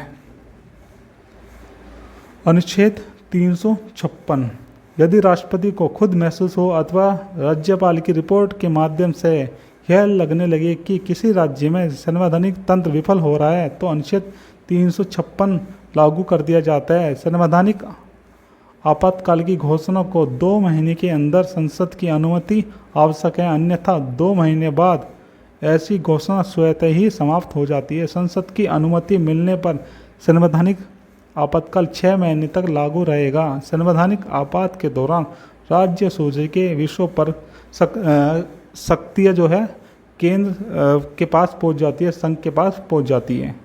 यदि संवैधानिक आपातकाल को 1 वर्ष के बाद आगे बढ़ाना है तो उसके लिए 2 शर्तों चाहिए। पहला कि भारत में कहीं पर भी अनुच्छेद 352 लागू हो। दूसरा, निर्वाचन आयोग यह स्पष्ट कर दे कि संबंधित राज्य विधानसभा के चुनाव कराने अभी संभव नहीं है। अनुच्छेद 360 कौन सा 360 अनुच्छेद 360 वित्तीय आपातकाल से संबंधित है। केंद्र और राज्यों के बीच वित्तीय संबंधों को निलंबन करता है। केंद्र को वित्तीय के संबंध में प्रभावी एवं एक पक्षीय शक्ति प्रदान करता है। मंत्रिपरिषद राष्ट्रपति द्वारा लोकसभा में बहुमत प्राप्त दल के नेता को प्रधानमंत्री नियुक्त किया जाता है। संघ तथा राज्य की कार्यपालिका के मंत्रियों की नियुक्ति क्रम से प्रधानमंत्री एवं मुख्यमंत्री की सलाह पर राष्ट्रपति एवं राज्यपाल द्वारा की जाती है। संघ तथा राज्य के मंत्री क्रम से राष्ट्रपति और राज्यपाल के प्रसाद पर अपना पद धारण करते हैं। मंत्रिपरिषद सामूहिक रूप से विधायिका के निम्न सदन के प्रति उत्तरदायी होते हैं। प्रधानमंत्री सहित मंत्रिपरिषद की कुल सदस्य संख्या लोकसभा के सदस्यों के 15% से अधिक नहीं होनी चाहिए। यही प्रावधान राज्यों के संबंध में भी है। 91वां संविधान संशोधन अधिनियम 2003। अब देखते हैं दोस्तों, संसद जो संसद है ये तीन चीज़ों से मिलकर बनी होती है, लोकसभा, राज्यसभा और राष्ट्रपति। इसी प्रकार राज्य की विधानमंडल जो होते हैं ये भी 3 चीज़ों से मिलकर बनी होती है, विधानसभा, विधान परिषद और राज्यपाल।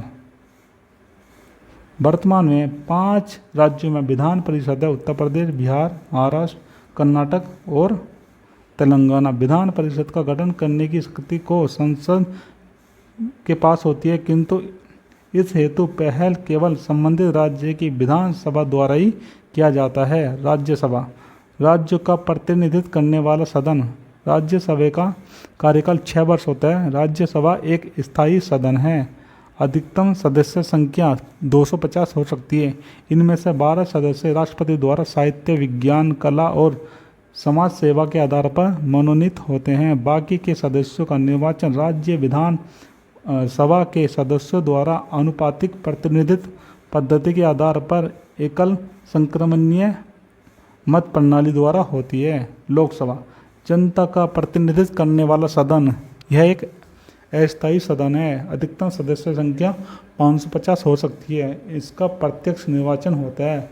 लोकसभा का कार्यकाल 5 वर्ष होता है। अनुच्छेद 352 के तहत आपातकाल की स्थिति में लोकसभा का कार्यकाल एक बार में 1 वर्ष तक ही बढ़ाया जा सकता है। सदस्यों की योग्यता।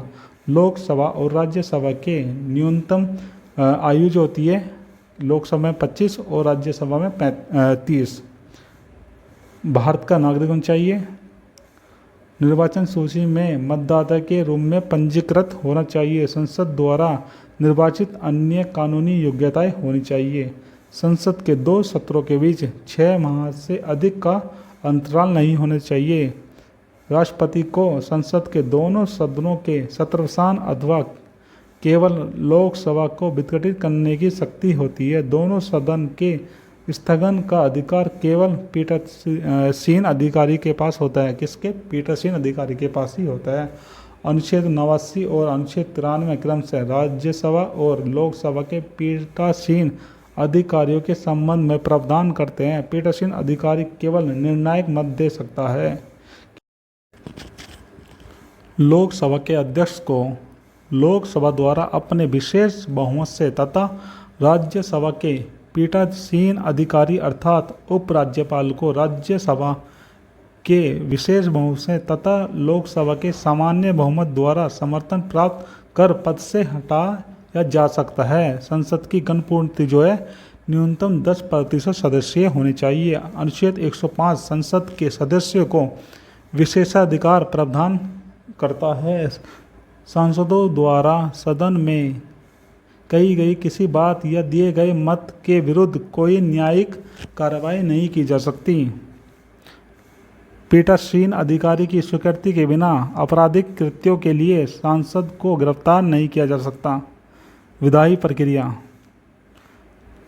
साधारण विधेयक संसद के किसी भी सदन में पेश कर दिया जाता है। धन विधेयक केवल राष्ट्रपति की अनुमति से सिर्फ और सिर्फ लोकसभा में ही पेश किया जा सकता है। राज्यसभा धन विधेयक को केवल 14 दिन के लिए परामर्शकारी भूमिका के तौर पर ही रोक सकती है। धन विधेयक की परिभाषा अनुच्छेद 110 एवं राज्यों के संबंध में अनुच्छेद 199 में दी गई है। धन विधेयक में किसी कर को लगाने, हटाने, घटाने, बढ़ाने तथा सरकार द्वारा किसी प्रकार का ऋण ले जाने अथवा ऋण दिए जाने संबंधी प्रावधान किए जाते हैं। संयुक्त बैठक।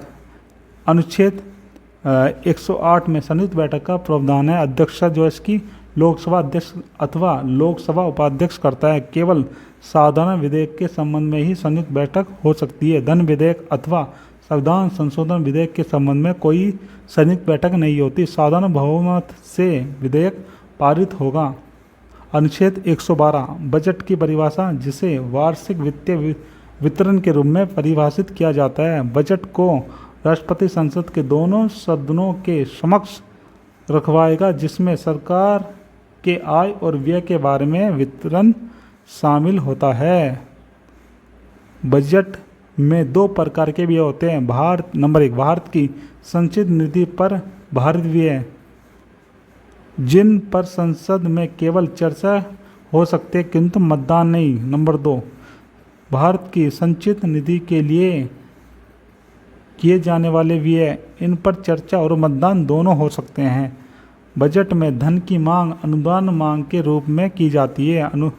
अनुदान की मांग सिर्फ लोकसभा में पेश की जा सकती है।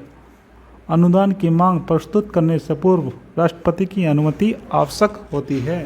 संसद द्वारा अनुदान की मांगों को पारित करने के लिए संचित निधि पर भारित व्यय को जोड़कर विनियोग विधेयक का रूप दे दिया जाता है। विनियोग विधेयक में किसी प्रकार का संशोधन नहीं किया जा सकता। राज्य को बजट के संबंध में कोई विशेष शक्ति प्राप्त नहीं होती, किंतु विनियोग विधेयक को संसद के दोनों सदनों द्वारा पारित किया जाना अनिवार्य हो जाता है। लेखानुदान। क्या आ गया दोस्तों? लेखानुदान। सरकार को बजट पारित हुए बिना खर्च करने की लोकसभा द्वारा अग्रिम अनुमति प्रदान की जाती है, जिसे लेखानुदान कहा जाता है। प्रत्यानुदान। किसी आकस्मिक खर्च के लिए सरकार को धन प्रदान करना। अपवाद अनुदान।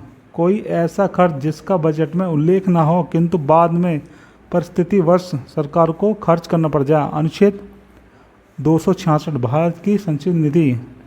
भारत सरकार द्वारा लिया गया कोई ऋण, ब्याज तथा वसूला गया राजस्व इस निधि के अंतर्गत आता है। भारत सरकार संसद की अनुमति के बिना संचित निधि से कोई धन नहीं निकाल सकती। अनुच्छेद 267 आकस्मिक निधि, इसका जो गठन है भारत की आकस्मिक निधि अधिनियम 1950 के तहत किया जाता है। आकस्मिक निधि राष्ट्रपति के अधीन होती है। भारत सरकार इस निधि पर राष्ट्रपति की पूर्व अनुमति से कभी भी धन निकाल सकता है। अगर आपको आकस्मिक निधि से धन निकालना है तो इससे पहले आपको राष्ट्रपति की अनुमति लेनी होती है। मंत्रिपरिषद और मंत्रिमंडल में अंतर। कैबिनेट महत्वपूर्ण राष्ट्रीय नीतियों का निर्माण करने वाला और सरकार में समन्वय का सर्वोच्च अंग होता है। कैबिनेट में केवल कैबिनेट स्तर के मंत्री छोटा आकार होता है इसका। मंत्रिपरिषद का आकार बड़ा होता है जिसमें कैबिनेट मंत्री, राज्य मंत्री और संसदीय सचिव आते हैं। कैबिनेट नीतियों पर निर्णय लेती है और इनके क्रियान्वयन पर निगरानी रखती है। मंत्रिपरिषद कैबिनेट के फैसलों को लागू कराने में सहयोग करती है।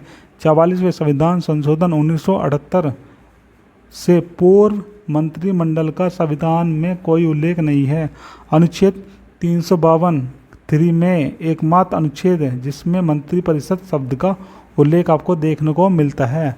धन विधेयक और वित्त विधेयक में अंतर देखते हैं। धन विधेयक जो ये पारित होता है अनुच्छेद 109 के तहत और वित्त विधेयक होता है 117 के तहत। सिर्फ अनुच्छेद 110 में शामिल विषय होते हैं। अनुच्छेद 110 में शामिल विषय के साथ साथ अन्य विषय भी होते हैं। प्रत्येक वित्त विधेयक धन विधेयक नहीं होता। प्रत्येक धन विधेयक वित्त विधेयक होता है। राज्यसभा 14 दिन के अंदर सिफारिश सहित या रहित लौटा सकती है। दोनों सदनों द्वारा पारित होना आवश्यक है। संयुक्त बैठक का कोई प्रावधान नहीं है। वित्त विधेयक में संयुक्त बैठक बुलाई जा सकती है। धन विधेयक और साधारण विधेयक केवल लोकसभा में ही पेश किया जाता है और साधारण विधेयक को आप कहीं भी पेश कर सकते हो। धन विधेयक पर राष्ट्रपति की पूर्वानुमति आवश्यक है। राष्ट्रपति की पूर्वानुमति की आवश्यकता नहीं होती साधारण विधेयक में। धन विधेयक में राज्यसभा अधिकतम 14 दिन तक रोक सकती है, परंतु साधारण विधेयक को राज्यसभा अधिकतम 6 महीने तक रोक सकती है। 14 दिन बाद राज्यसभा द्वारा स्वतः ही पारित किया या मान लिया जाता है, किंतु साधारण विधेयक जो 6 महीने के बाद संयुक्त बैठक का प्रावधान करते हैं। राज्यसभा राष्ट्रपति अनुमति देने के लिए बाध्य है धन विधेयक में, किंतु साधारण विधेयक में ऐसी कोई विवरण नहीं है, ऐसी कोई अवधारणा नहीं है। राज्यसभा की विशेष शक्तियाँ और लोकसभा की विशेष शक्तियाँ। राज्य सूची के किसी विषय को राष्ट्रीय महत्व का घोषित कर सकता है। मंत्रिपरिषद के विरुद्ध अविश्वास पारित हो जाता है। अखिल भारतीय सेवाओं का सृजन या समाप्ति कर सकता है। धन विधेयक केवल लोकसभा में प्रस्तुत एवं पारित होता है। राज्यसभा की भूमिका केवल सलाहकारी होती है। संसदीय समितियों के प्रकार, एक होती है स्थायी समिति, एक होती है अस्थायी समिति।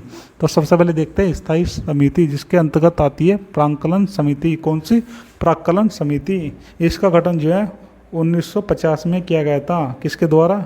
उस समय के वित्त मंत्री जॉन मथाई के द्वारा।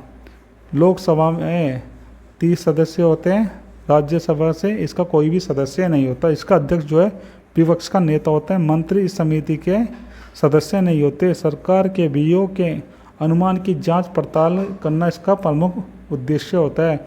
लोक लेखा समिति सबसे पुरानी समिति है। इसमें 22 सदस्य होते हैं, जिसमें 15 लोकसभा से और 7 राज्यसभा से। इसका अध्यक्ष जो विपक्ष का नेता होता है। केंद्र सरकार के किसी भी मंत्री को इस समिति में सदस्य के तौर पर शामिल नहीं किया जा सकता। अध्यक्ष की नियुक्ति लोकसभा अध्यक्ष द्वारा।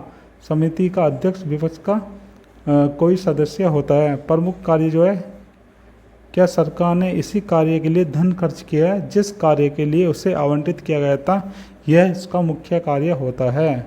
सार्वजनिक उपक्रम की समिति, इसमें जो है 22 सदस्य होते हैं, 15 + 7, 15 लोकसभा से और 7 राज्यसभा से। इसका जो अध्यक्ष है विपक्ष का नेता होता है। इसका कार्य है सरकारी उपक्रमों के लेखा और उन पर कै के प्रतिवेदनों की जांच करना। अब देखते हैं दोस्तों, अधीनस्थ विधान समिति प्रत्येक सदन द्वारा पारित की जाती है। दोनों सदनों की अलग अलग समिति होती है। इसमें 15 सदस्य होते हैं। अस्थायी समिति या तदर्थ समिति, जांच समिति किसी तत्कालिक घटना की जांच के लिए लाई जाती है और सलाहकारी समिति किसी विशेष विधेयक पर चर्चा करने के लिए बनाई जाती है।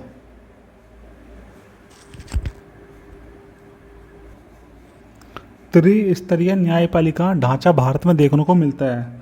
जो सबसे उच्चतम होता है उसका नाम होता है उच्चतम न्यायालय, दूसरा होता है आपका उच्च न्यायालय और सबसे नीचे होता है अधीनस्थ न्यायालय। सर्वोच्च न्यायालय जो है हमारे संविधान के भाग 5 में अध्याय 4 में और जिसके अनुच्छेद है 124 से 147 तक। भारत में एक स्वतंत्र न्यायपालिका की आवश्यकता क्यों है, चलिए जानते हैं।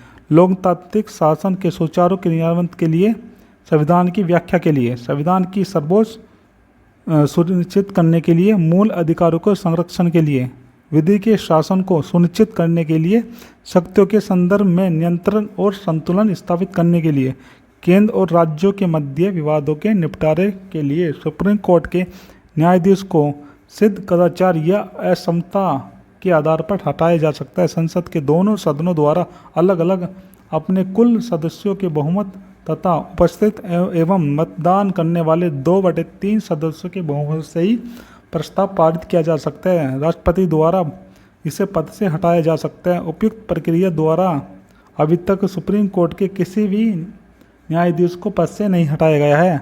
अब तक केवल एक बार लोकसभा में सुप्रीम कोर्ट के न्यायाधीश श्री रामास्वामी को पद से हटाए जाने के संबंध में कदाचार का आरोप लगाया गया था, परंतु प्रस्ताव पारित नहीं हुआ था, किंतु वह प्रस्ताव लोकसभा में पेश नहीं किया गया था। इसके बाद न्यायाधीश रामास्वामी ने अपने पद से स्वतः ही त्यागपत्र दे दिया था। सुप्रीम कोर्ट का न्यायाधीश नियुक्त होने की योग्यता, किसी हाईकोर्ट में कम से कम 5 वर्ष तक जज रहा हो या किसी हाईकोर्ट में कम से कम 10 वर्ष तक वकील रह चुका हो या राष्ट्रपति की राय में कानून का बहुत बड़ा स्पेशलिस्ट हो। न्यूनतम आयु की कोई आवश्यकता नहीं होती। उच्च न्यायालय के संदर्भ में विधि विशेषज्ञ को न्यायाधीश नियुक्त करने का कोई प्रावधान नहीं है। सुप्रीम कोर्ट के मुख्य न्यायाधीश की नियुक्ति राष्ट्रपति द्वारा की जाती है। सुप्रीम कोर्ट के निर्णय के अनुसार मुख्य न्यायाधीश के रूप में हमेशा वरिष्ठतम न्यायाधीश को ही नियुक्त किया जाता है। सुप्रीम कोर्ट के अन्य न्यायाधीशों की नियुक्ति राष्ट्रपति द्वारा कॉलेजियम सिस्टम के आधार पर ही की जाती है। चलिए अब जानते हैं कॉलेजियम सिस्टम है क्या। सुप्रीम कोर्ट का मुख्य न्यायाधीश साथ में 4 अन्य वरिष्ठतम न्यायाधीश होते हैं जो बहुमत के आधार पर निर्णय लेते हैं। कॉलेजियम के निर्णय को मानने के लिए राष्ट्रपति बाध्य होता है। हाई कोर्ट के जजों की नियुक्ति भी राष्ट्रपति द्वारा सुप्रीम कोर्ट के मुख्य न्यायाधीश तथा संबंधित राज्य के राज्यपाल के परामर्श के बाद ही की जाती है। 99वां संविधान संशोधन अधिनियम 2014 राष्ट्रीय न्यायिक नियुक्ति आयोग के गठन का प्रावधान किया गया। संविधान के मूल ढांचे के उल्लंघन के आधार पर शून्य कर दिया गया। सुप्रीम कोर्ट की शक्तियाँ। सुप्रीम कोर्ट की प्रारंभिक आधिकारिकता अनुच्छेद 131 केंद्र और राज्यों अथवा 2 या 2 से अधिक राज्यों के बीच विवादों की सुनवाई केवल सुप्रीम कोर्ट ही कर सकता है।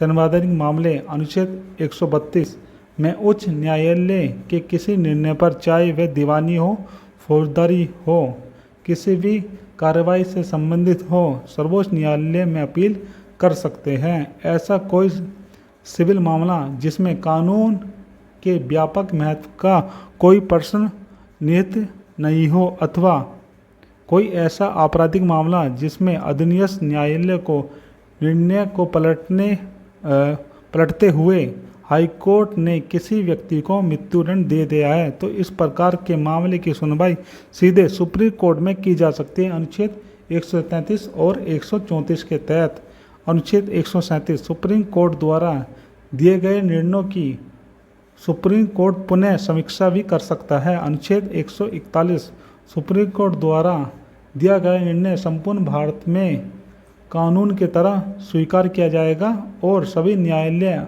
उस निर्णय को आधार बनाकर फैसला सुना सकेंगे। अनुच्छेद 143 राष्ट्रपति संवैधानिक मामलों पर सुप्रीम कोर्ट से परामर्श कर सकता है। परामर्श को मानने के लिए राष्ट्रपति बाध्यकारी नहीं होता। अनुच्छेद 129 सर्वोच्च न्यायालय एक अभिलेख न्यायालय के रूप में भी कार्य करता है, अर्थात इसके द्वारा दिए गए निर्णय को किसी भी न्यायालय में चुनौती नहीं दी जा सकती। अनुच्छेद 32 रिट अधिकारिकता, मूल अधिकारों को लागू करवाने के लिए सुप्रीम कोर्ट को 5 प्रकार की रिट प्रदान की गई है। बंदी, प्रत्यक्षीकरण, परमादेश, प्रतिषेध, उत्प्रेक्षण, अधिकार परीक्षा, न्यायिक समीक्षा।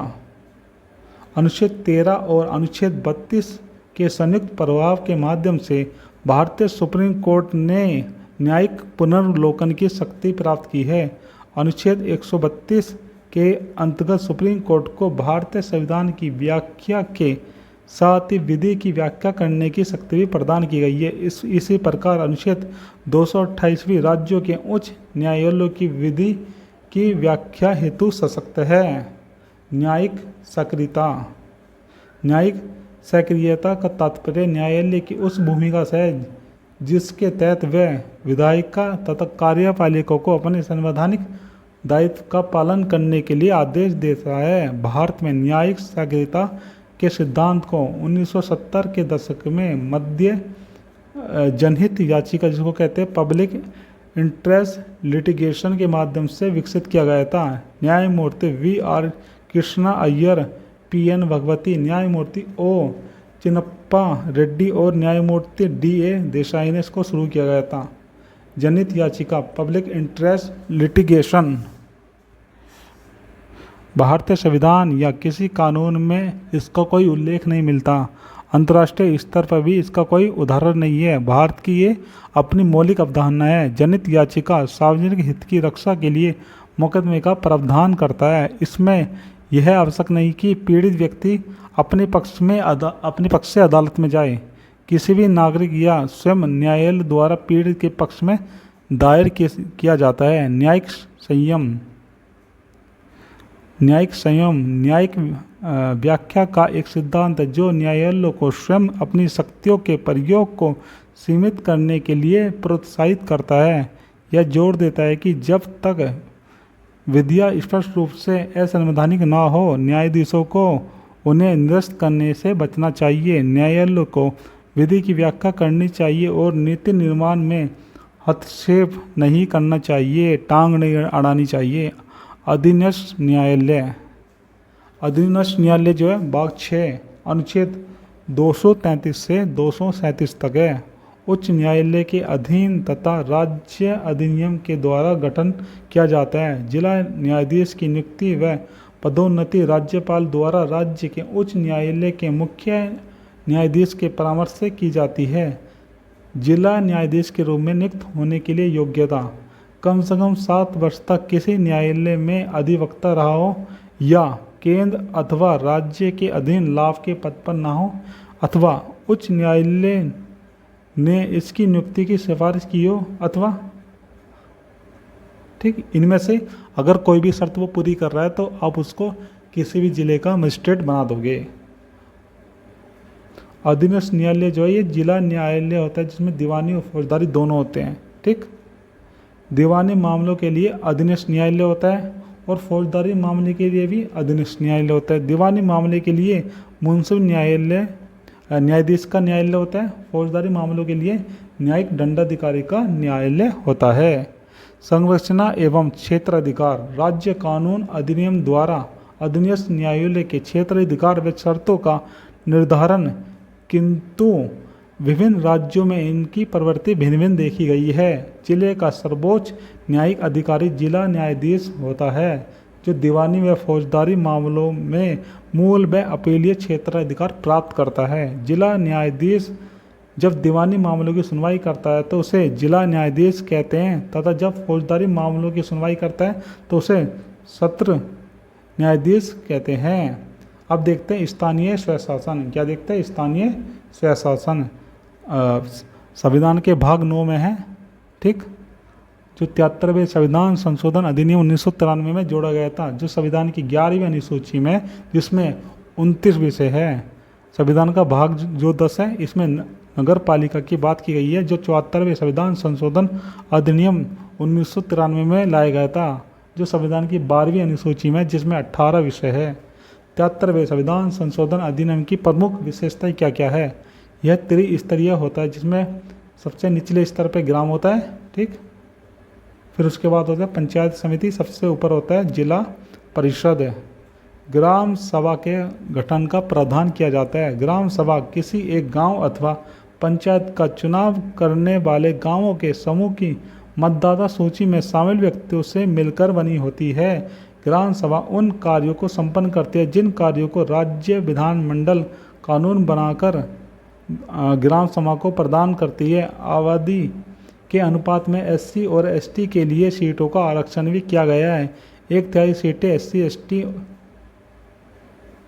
की महिलाओं के लिए भी आरक्षित होती है। जो एसटी और एससी की महिला होती है उनके लिए भी आरक्षित होती है। सामान्य वर्ग की महिलाओं के लिए 1/3 आरक्षण है। राज्य ओबीसी के लिए भी आरक्षण की व्यवस्था कर सकता है।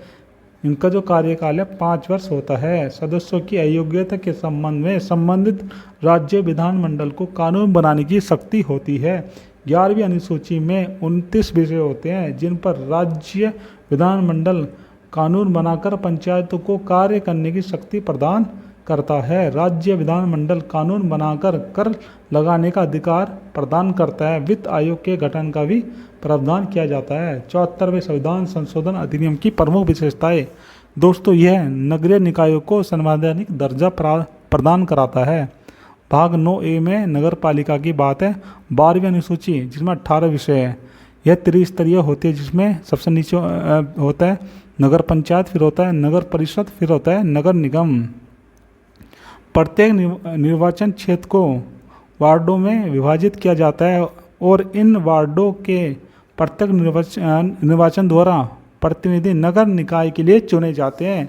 नगरीय प्रशासन के संबंध में विशिष्ट ज्ञान और अनुभव रखने वाले यथा संसद तथा राज्य विधानमंडल में उस क्षेत्र का प्रतिनिधित्व करने वाला एमपी और एमएलए का प्रतिनिधित्व होता है। 3 लाख या इससे अधिक की जनसंख्या वाले नगर निकायों में वार्ड समिति के गठन का प्रावधान किया जाता है। आरक्षण तथा कार्यकाल संबंधी प्रावधान पंचायतों के समान ही है। राज्य विधानमंडल कानून बनाकर कर लगाने का अधिकार प्रदान कर सकता है। वित्त आयोग के गठन का भी प्रावधान होता है। जिला नियोजन समिति जो है ये कैसे काम करती है? सबसे नीचे होता है ग्रामीण स्तर या नगर में वार्ड, फिर होता है तहसील या ब्लॉक स्तर, फिर होता है जिला नियोजन समिति, फिर होता है राज्य और उसके बाद आता है केंद्र सरकार। दोस्तों, अब देखते हैं अनुच्छेद 368 जिसको कहते हैं संविधान संशोधन। संविधान का संशोधन 368 के तहत होता है, तो इसको जानने की कोशिश करते हैं। संविधान में 3 प्रकार के संशोधन होते हैं: साधारण बहुमत से, विशेष बहुमत से, विशेष बहुमत तथा आधे राज्यों की सहमति। किंतु अनुच्छेद 368 में सिर्फ 2 प्रकार के संशोधन का उल्लेख है, अर्थात साधारण बहुमत से संशोधन को अनुच्छेद 368 के अंतर्गत संविधान संशोधन नहीं माना जाता। संविधान संशोधन विधेयक संसद के किसी भी सदन में प्रस्तुत किया जा सकता है, किंतु राज्य विधानमंडल में नहीं।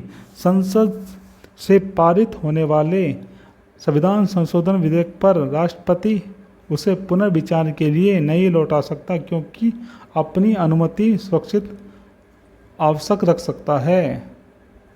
राष्ट्रपति संशोधन विधेयक के संबंध में संयुक्त बैठक का प्रावधान नहीं कर सकता।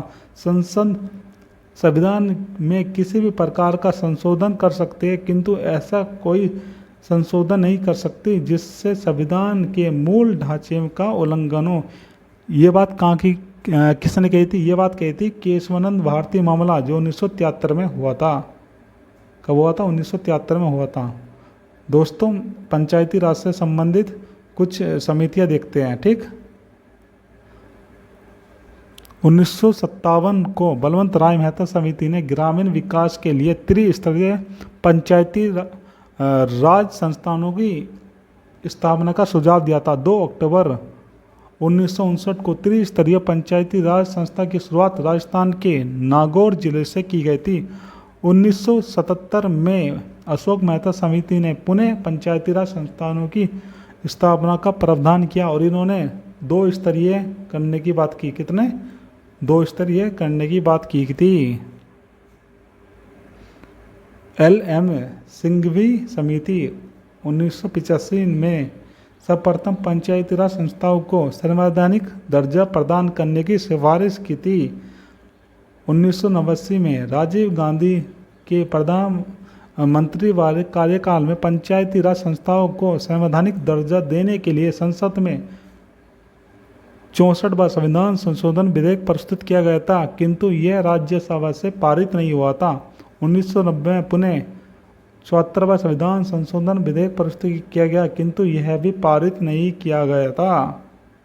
अब देखते हैं दोस्तों कुछ समिति जो पंचायती राज व्यवस्था से संबंधित है। बलवंत राय समिति 1957, अशोक मेहता समिति 1977, हनुमंत राव समिति 1983, GVK राव समिति 1985, ML सिंघवी समिति 1986। ठीक, ये समिति है चारों, ये पांचों, ये है आपकी पंचायती राज से संबंधित। किससे? पंचायती राज से संबंधित। केंद्र राज्य संबंधों पर सहकार्य समिति यह आई थी 1988 में। PK धुंधन समिति 1989 में। हरलाल सिंह खर्रा समिति 1990 में। और GVK राव समिति यह आई थी 1985 में। अब देखते हैं दोस्तों दल बदल क्या होता है। दल बदल क्या होता है? 52वें संविधान संशोधन अधिनियम 1985 में इसको लाया गया था। ये भारतीय संविधान की 10वीं अनुसूची में है। दल बदल के आधार पर अयोग्यता कब साबित होती है?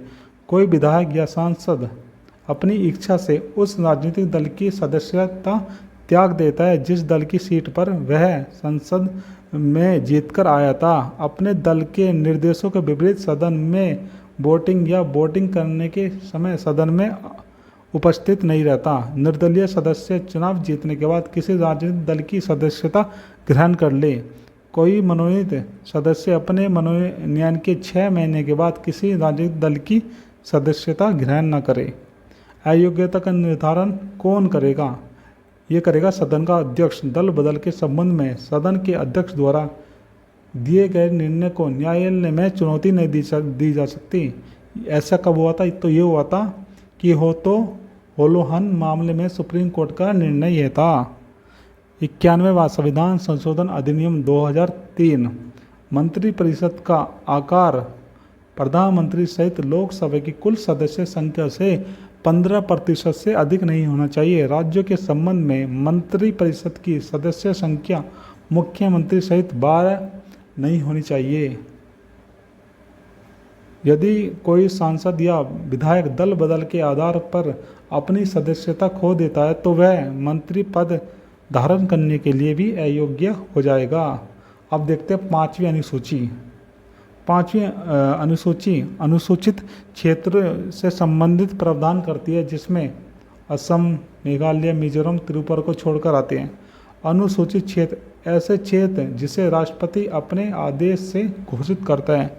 इस प्रकार घोषित अनुसूचित क्षेत्र के लिए जनजातीय सलाहकार समिति होती है जिसके अधिकतम 20 सदस्य होते हैं। जनजातीय क्षेत्र के विकास के लिए यह समर्पित होती है। सलाहकारी भूमिका इसकी होती है। न्यायिक शक्तियाँ प्राप्त नहीं होती। इसके बाद 6ठी अनुसूची असम, मेघालय, त्रिपुरा और मिजोरम के जनजातीय क्षेत्रों के प्रशासन के बारे में विशेष प्रावधान होता है। यह संविधान के भाग 10 में है और इसका अनुच्छेद है 244A।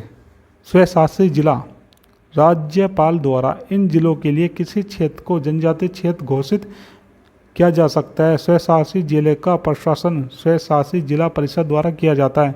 इसमें अधिकतम 30 सदस्य होते हैं। 26 प्रत्यक्ष निर्वाचन द्वारा होते हैं और 4 राज्यपाल द्वारा मनोनीत किए जाते हैं।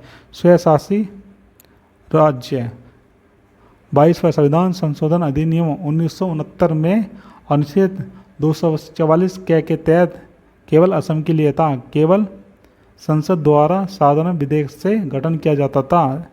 स्वशासित जिले को कानून व्यवस्था को लागू करने की शक्तियाँ प्राप्त नहीं है। स्वशासित राज्य को कानून व्यवस्था के संदर्भ में भी शक्तियाँ प्राप्त होती है। केंद्र राज्य संबंध। अब देखते हैं दोस्तों केंद्र राज्य संबंध। अनुच्छेद 246 केंद्र तथा राज्यों के मध्य विधायी शक्तियों का विभाजन करता है। अनुच्छेद 246 से संघ सूची के विषय पर संसद को कानून बनाने की शक्ति प्राप्त होती है। अनुच्छेद 246(2) समवर्ती सूची के विषय पर संसद तथा राज्य विधानमंडल दोनों को कानून बनाने का अधिकार है। अनुच्छेद 246 क्लोज 3 राज्य सूची के विषय पर राज्य विधानमंडल को कानून बनाने की अधिकार होता है। अनुच्छेद 248 अवशिष्ट सूची के विषयों पर सिर्फ संसद को कानून बनाने की शक्ति प्राप्त होती है। अब देखते हैं दोस्तों संवैधानिक आयोग क्या देखेंगे। संवैधानिक आयोग नियंत्रक एवं महालेखा परीक्षक, ये संविधान के आर्टिकल 148 से 151 तक है। 148 से 151 तक इसकी नियुक्ति जो है राष्ट्रपति करता है। संविधान में कैग की योग्यता के संबंध में कोई भी प्रावधान नहीं किया गया है। इसका कार्यकाल 6 वर्ष या 65 वर्ष जो भी पहले हो जाए। कैग को उसके पद से इन्हीं आधारों पर उसी प्रक्रिया द्वारा हटाया जाता है जिस प्रकार सुप्रीम कोर्ट के न्यायाधीश को हटाया जाता है। कैग संघ की कार्यपालिका का एकमात्र ऐसा पद है जो राष्ट्रपति के पश्चात प्रयत्न नहीं होता। भारत के पहले कैग जो है ये थे वी नरहरि राव और वर्तमान में है गिरीश चंद्र मुर्मू। इसके प्रमुख कार्य होता है केंद्र और राज्य सरकारों के खातों की जांच करना। कैग केंद्र सरकार के लेखाओं से संबंधित प्रतिवेदनों को राष्ट्रपति को सौंपेगा और राष्ट्रपति इन प्रतिवेदनों को संसद के दोनों सदनों के समक्ष प्रस्तुत करता है। अब देखते हैं महान्यायवादी। संविधान के आर्टिकल 78 में इसका जिक्र है। इसकी नियुक्ति राष्ट्रपति द्वारा किया जाता है। इसका कार्यकाल क्या जो होता है राष्ट्रपति के पश्चात प्रयत्न होता है। प्रमुख कार्य भारत सरकार का वकील एवं कानूनी विशेषज्ञ होता है। संघ लोक सेवा आयोग संवैधानिक प्रावधान जो है इसका अनुच्छेद 315 से 324 तक है। इसकी नियुक्ति राष्ट्रपति करता है केंद्र में और राज्य में करता है राज्यपाल। इसका कार्य होता है संघ व राज्यों के लिए प्रतियोगी परीक्षाओं के आधार पर लोक सेवकों की नियुक्ति करना। संरचना जो है एक इसका अध्यक्ष होता है और राष्ट्रपति द्वारा नियुक्त किए हुए अन्य सदस्य होते हैं। इसका कार्यकाल 6 वर्ष या 65 वर्ष जो भी पहले हो जाए। राज्य लोक सेवा आयोग के सदस्यों का कार्यकाल जो है 6 वर्ष या 62 वर्ष। वित्त आयोग संवैधानिक प्रावधान जो है अनुच्छेद 280 इसकी नियुक्ति जो है राष्ट्रपति द्वारा 5 वर्ष के लिए की जाती है। इसका कार्य है केंद्र एवं राज्यों के मध्य वित्तीय संबंधों के निर्धारण हेतु सुझाव तथा केंद्र और राज्यों के मध्य करों के वितरण के संबंध में सुझाव देना। इसकी संरचना जो होती है 1+4 एक अध्यक्ष और 4 इसके अन्य सदस्य है। वित्त आयोग द्वारा दी गई सिफारिश की प्रकृति सलाहकारी होती है। वित्त आयोग अपनी रिपोर्ट राष्ट्रपति को सौंपता है। राष्ट्रपति वित्त आयोग की सिफारिशें तथा इन सिफारिशों पर केंद्र सरकार द्वारा की गई कार्रवाई का स्पष्टीकरण संसद के दोनों सदनों में के समक्ष रखते हैं। अनुसूचित जाति आयोग राष्ट्रीय अनुसूचित जनजाति आयोग अनुच्छेद 338 राष्ट्रीय अनुसूचित जनजाति आयोग अनुच्छेद 338 से राष्ट्रीय अनुसूचित जाति आयोग। 90वें संविधान संशोधन अधिनियम 2003 इसका प्रमुख कार्य एससी और एसटी के कल्याण तथा इनके अधिकारों के संरक्षण के लिए सिफारिश करना। इसकी संरक्षण जो है एक अध्यक्ष होता है, एक उपाध्यक्ष और 3 जो है पूर्णकालिक सदस्य होते हैं जिसमें एक महिला भी शामिल होती है। इसका कार्यकाल जो है 3 वर्ष होता है। कितना? 3 वर्ष इसका कार्यकाल होता है।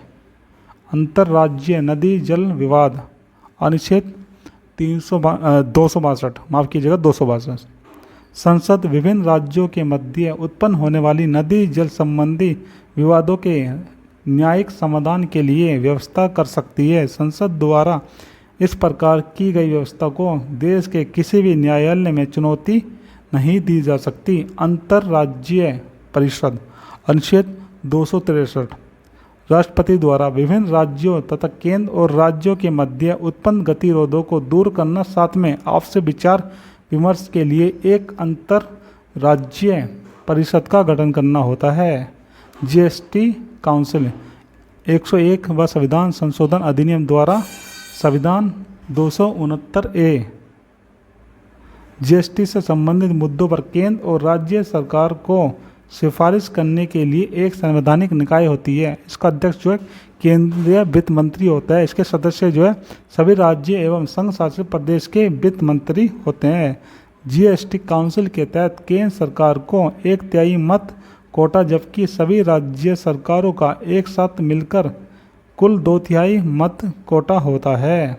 अब देखते हैं दोस्तों, राष्ट्रीय पिछड़ा वर्ग आयोग, national commission for backward classes, NCBC, राष्ट्रीय पिछड़ा वर्ग आयोग अधिनियम 1993 में गठन हुआ था।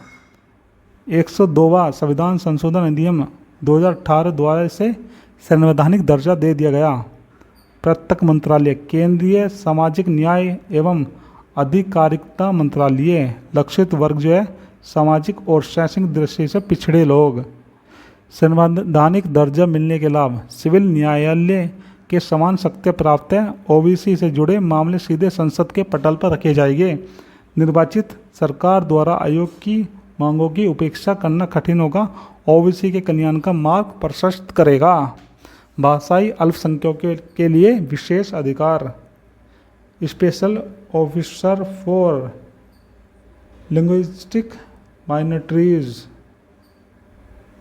7वां संविधान संशोधन अधिनियम 1956 भाग 17 अनुच्छेद 350 ख नियुक्ति जो है राष्ट्रपति द्वारा की जाती है। इसका उद्देश्य भाषाई अल्पसंख्यकों के हितों को संरक्षित करना तथा परामर्श देना। गैर संवैधानिक निकाय, सबसे पहले देखते हैं राष्ट्रीय मानवाधिकार आयोग, अध्यक्ष और सदस्यों की नियुक्ति राष्ट्रपति द्वारा प्रधानमंत्री की अध्यक्षता वाली उच्च स्तरीय समिति की सिफारिश पर होती है। मानवाधिकार संरक्षण अधिनियम 1993, इसमें जो 5 सदस्य होते हैं, 1 अध्यक्ष और 4 अन्य। अध्यक्ष जो है सुप्रीम कोर्ट का सेवानिवृत्त प्रमुख अथवा अन्य न्यायाधीश होगा। कार्यकाल जो है 3 वर्ष या 70 वर्ष की आयु, जो भी पहले हो जाए। केंद्रीय सतर्कता आयोग, स्थापना 1964 में की गई थी। के संतानम समिति की सिफारिश पर केंद्रीय सतर्कता अधिनियम 2003 द्वारा इस आयोग का सांविधिक दर्जा दिया गया। सदस्य जो है 1 केंद्रीय सतर्कता आयुक्त होता है और 2 अन्य सदस्य होते हैं। अध्यक्ष एवं सदस्यों की नियुक्ति राष्ट्रपति द्वारा प्रधानमंत्री की अध्यक्षता वाली सिफारिश पर की जाती है। जो समिति होती है उसकी सिफारिश पर की जाती है। कार्यकाल 4 वर्ष या 65 वर्ष, जो भी पहले हो जाए।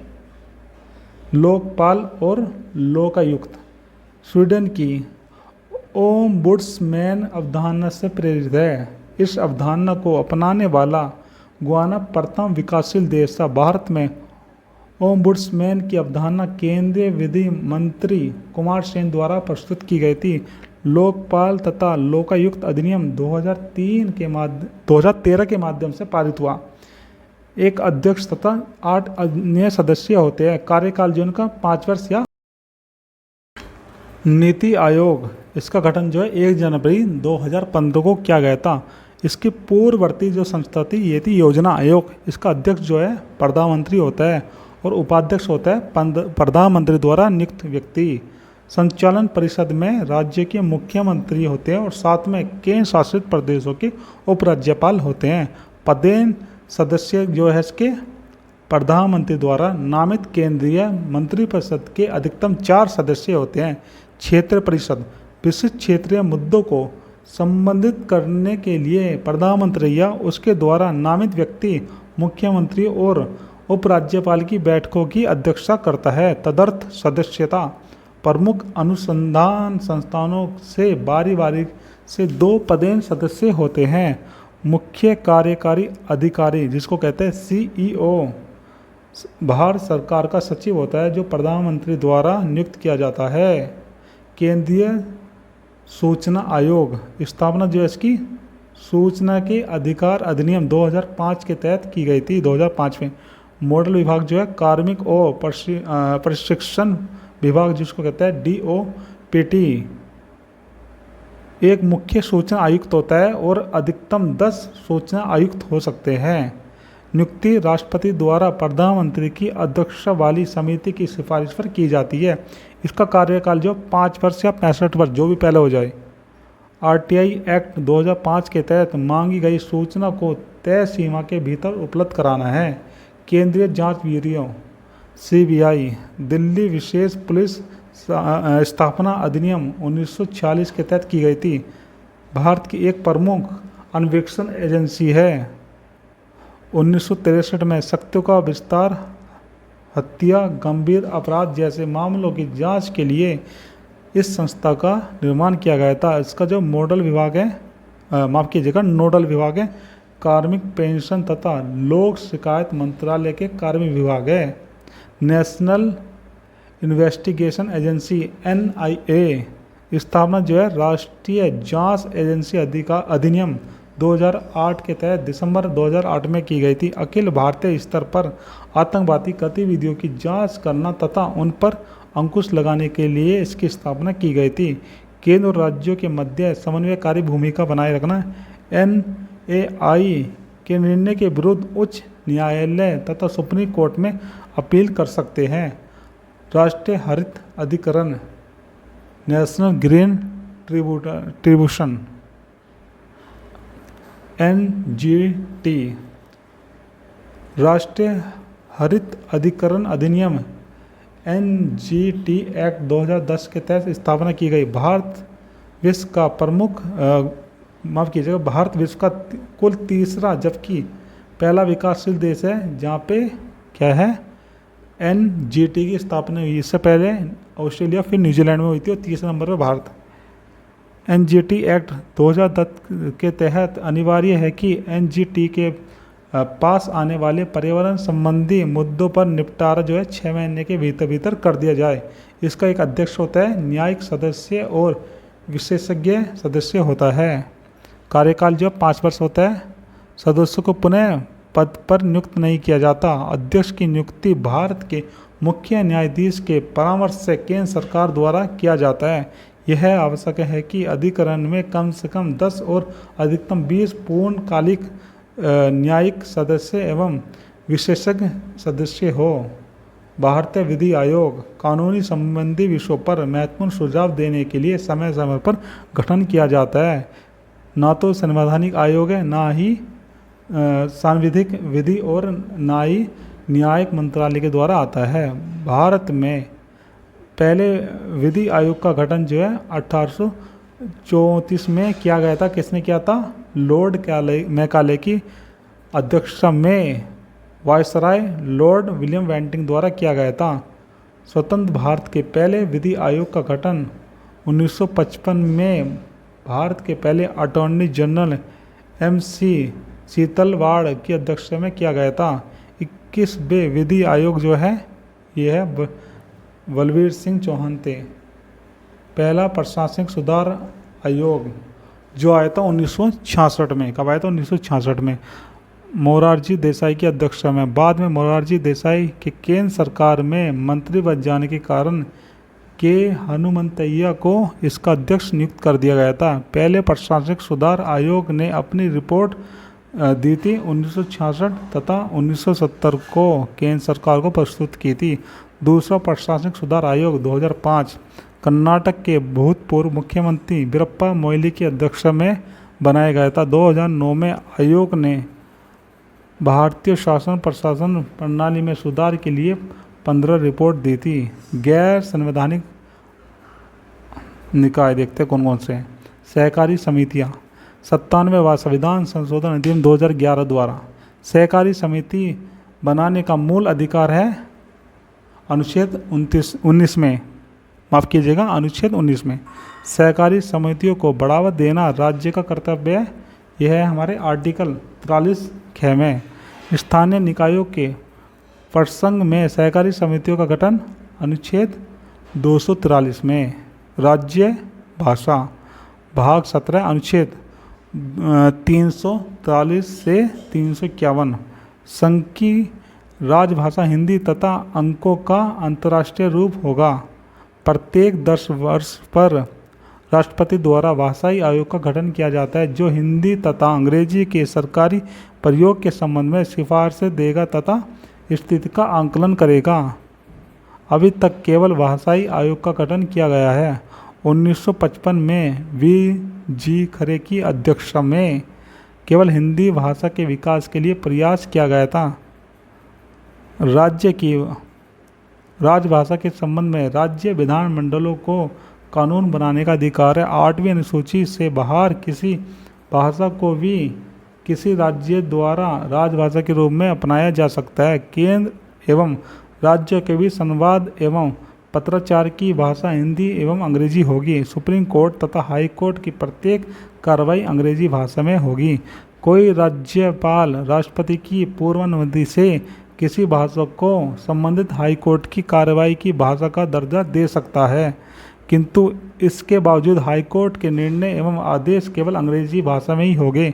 कोई भी पीड़ित व्यक्ति किसी अधिकारी के समक्ष अपनी भाषा या बोली में पक्ष सकने का हकदार होता है। प्राथमिक शिक्षा को मातृभाषा में प्रदान करने के लिए व्यवस्था की गई है। अधिकरण ट्रिब्यूनल 42वां संविधान संशोधन अधिनियम 1976 जो हमारे संविधान के भाग 14A में है। अनुच्छेद 323A प्रशासनिक अधिकरण, अनुच्छेद 323B अन्य मामलों के लिए अधिकरण जैसे कर, भूमि सुधार आदि। इन अधिकरणों के निर्णयों की अपील उच्च न्यायालय एवं उच्चतम न्यायालय में की जा सकती है। ठीक, अब देखते हैं अंतिम बजट। अंतरिम बजट क्या होता है? अंतरिम बजट में केंद्र सरकार खर्च के अलावा राजस्व का भी ब्यौरा पेश करती है। जिस साल लोकसभा चुनाव होता है उस साल सरकार अंतरिम बजट पेश करती है। चुनाव के बाद बनने वाली सरकार पूर्ण बजट पेश करती है। दोस्तों, अब देखते हैं राष्ट्रपति द्वारा किस किस की नियुक्ति की जाती है। मंत्री, प्रधानमंत्री एवं केंद्रीय मंत्री की, राज्यों के राज्यपाल की, वित्त आयोग व राजभाषा आयोग के अध्यक्ष एवं सदस्य की, उच्चतम न्यायालय और उच्च न्यायालय के न्यायाधीश की, भारत के महान्यायवादी एवं नियंत्रक महालेखा परीक्षक की, संघ लोक सेवा आयोग के अध्यक्ष एवं सदस्य की, मुख्य निर्वाचन आयुक्त एवं अन्य निर्वाचन आयुक्त की, राष्ट्रीय मानवाधिकार आयोग के अध्यक्ष एवं सदस्य की, अनुसूचित जाति एवं अनुसूचित जनजाति आयोग के अध्यक्ष एवं सदस्य, संघ राज्य क्षेत्रों के राज्यपाल अथवा प्रशासक, दिल्ली व पौंडीचेरी के मुख्यमंत्री। दोस्तों, अब देखते हैं राष्ट्रपति और उपराष्ट्रपति पद की तुलना। जो राष्ट्रपति है लोकसभा सदस्य बनने की योग्यता रखता है और उपराष्ट्रपति जो है राज्यसभा सदस्य बनने की योग्यता रखता हो। नंबर 2, राष्ट्रपति के निर्वाचक मंडल में संसद के दोनों सदनों तथा राज्य विधान सभाओं के निर्वाचित सदस्यों के साथ साथ दिल्ली एवं पौंडीचेरी के विधान सभा के निर्वाचित सदस्य भी शामिल होते हैं। उपराज्यपाल के निर्वाचक मंडल में संसद के दोनों सदनों के सभी सदस्य मनोनीत और निर्वाचित शामिल होते हैं। इनमें राज्य के विधान मंडल के सदस्य शामिल नहीं किए जाते। राष्ट्रपति को पद से हटाने के लिए प्रक्रिया, जिसे महाभियोग कहते हैं, किसी भी सदन में प्रस्तुत की जा सकती है। उपराष्ट्रपति को पद से हटाने वाला प्रस्ताव केवल राज्यसभा में ही प्रस्तुत किया जा सकता है। उपराष्ट्रपति का वेतन भारत की संचित निधि पर भारित होता है। अब देखते हैं विभिन्न राज्यों में पंचायती राज व्यवस्था का जो स्तर है कैसा है। ठीक, अब वो देखते हैं कैसा है। सबसे पहले देखते हैं पंचायतों के जो स्तर हैं। ठीक, फिर एक स्तरीय, दो स्तरीय, त्रिस्तरीय और चतुर्स्तरीय, फिर संस्थाएं देखेंगे और फिर देखेंगे राज्य। ठीक है, अब देखते हैं ग्राम पंचायत कौन कौन से राज्य में। केरल में, जम्मू कश्मीर में, त्रिपुरा, मणिपुर और मिजोरम। ठीक, इनमें है ग्राम पंचायत। और जो दो स्तरीय यानी ग्राम पंचायत और ग्राम समिति, ये असम में, उड़ीसा में, कर्नाटक और हरियाणा में। और त्रिस्तरीय जो है ग्राम पंचायत, पंचायत समिति, जिला परिषद, ये है उत्तर प्रदेश, बिहार, महाराष्ट्र, आंध्र प्रदेश, हिमाचल प्रदेश, पंजाब, गुजरात, तमिलनाडु, राजस्थान, मध्य प्रदेश। और जो चार स्तरीय है ग्राम पंचायत, पंचायत, आंचलिक परिषद और जिला परिषद, ये है पश्चिम बंगाल में। गुजरात की त्रिस्तरीय पंचायत संस्था जो है ग्राम पंचायत, तालुका समिति और जिला परिषद है। मेघालय, मिजोरम और नागालैंड में पंचायतों का गठन नहीं किया गया। इन राज्यों में एक स्तरीय जनजातीय परिषद आपको देखने को मिलेगी। अब देखते हैं दोस्त प्रमुख संस्थाएं की सदस्य संख्या क्या होती है। जो हमारी संविधान सभा बनी थी तो जब गठन हुआ था इसमें 389 सदस्य थे, जिसमें 292 प्रांतों से और 93 जो देसी रियासतों से थे और 4 थे कमिश्नरी क्षेत्रों से। स्वतंत्रता के बाद भारतीय संविधान सभा में सीटों की संख्या घटकर 299 रह गई थी, जिसमें 90 सीटें पाकिस्तान की संविधान सभा में चली गई थी। लोकसभा अधिकतम सदस्य संख्या 550 हो सकती है, जिसमें 530 राज्यों से 20 केंद्र शासित प्रदेशों से ठीक ऐसा हो सकती है। वर्तमान में जो है 543 सीटें से 7 सीटें पाकिस्तान अधिकृत कस्में POK में है। राज्य सभा अधिकतम सदस्य संख्या जो है इसमें 250 हो सकती है 238 राज्यों के लिए और 12 राष्ट्रपति जिन्हें मनोनीत करेगा। वर्तमान में जो है 245 सीट है। विधानसभा अधिकतम सदस्य संख्या जो है 500 हो सकती है, ठीक। सर्वाधिक संख्या जो है उत्तर प्रदेश में 403 और उसके बाद जो पश्चिम बंगाल में कितनी है 294, इसके बाद महाराष्ट्र में 288 और फिर बिहार में, ठीक। विधानसभा में जो न्यूनतम सदस्य संख्या है इसकी 7 तो होनी चाहिए, इसके कुछ अपवाद भी हैं, ठीक। 60 से कम राज्य वाली विधानसभाएं जो है आपकी गोवा में 40 है, मिजोरम में 40 है, सिक्किम में 32 है, पुडुचेरी में 33 है। विधान परिषद अधिकतम सदस्य संख्या वाले राज्य विधानसभा के सदस्यों की संख्या 1/3 होनी चाहिए। विधान परिषद न्यूनतम सदस्य संख्या 40 सदस्य विधान परिषद में होनी चाहिए। उत्तर प्रदेश, बिहार, महाराष्ट्र, आंध्र प्रदेश और तेलंगाना, कर्नाटक में तो है इतनी, ठीक। इसी के साथ आज की लेक्चर यहीं ख़त्म होती है। दोस्तों अगर आपको हमारी वीडियो अच्छी लगी हो तो प्लीज़ चैनल को सब्सक्राइब कीजिए, वीडियो को लाइक कीजिए। अगर कोई भी शिकायत हो या कुछ भी पूछना हो तो प्लीज़ कमेंट कीजिए और लेक्चर देखने के लिए धन्यवाद।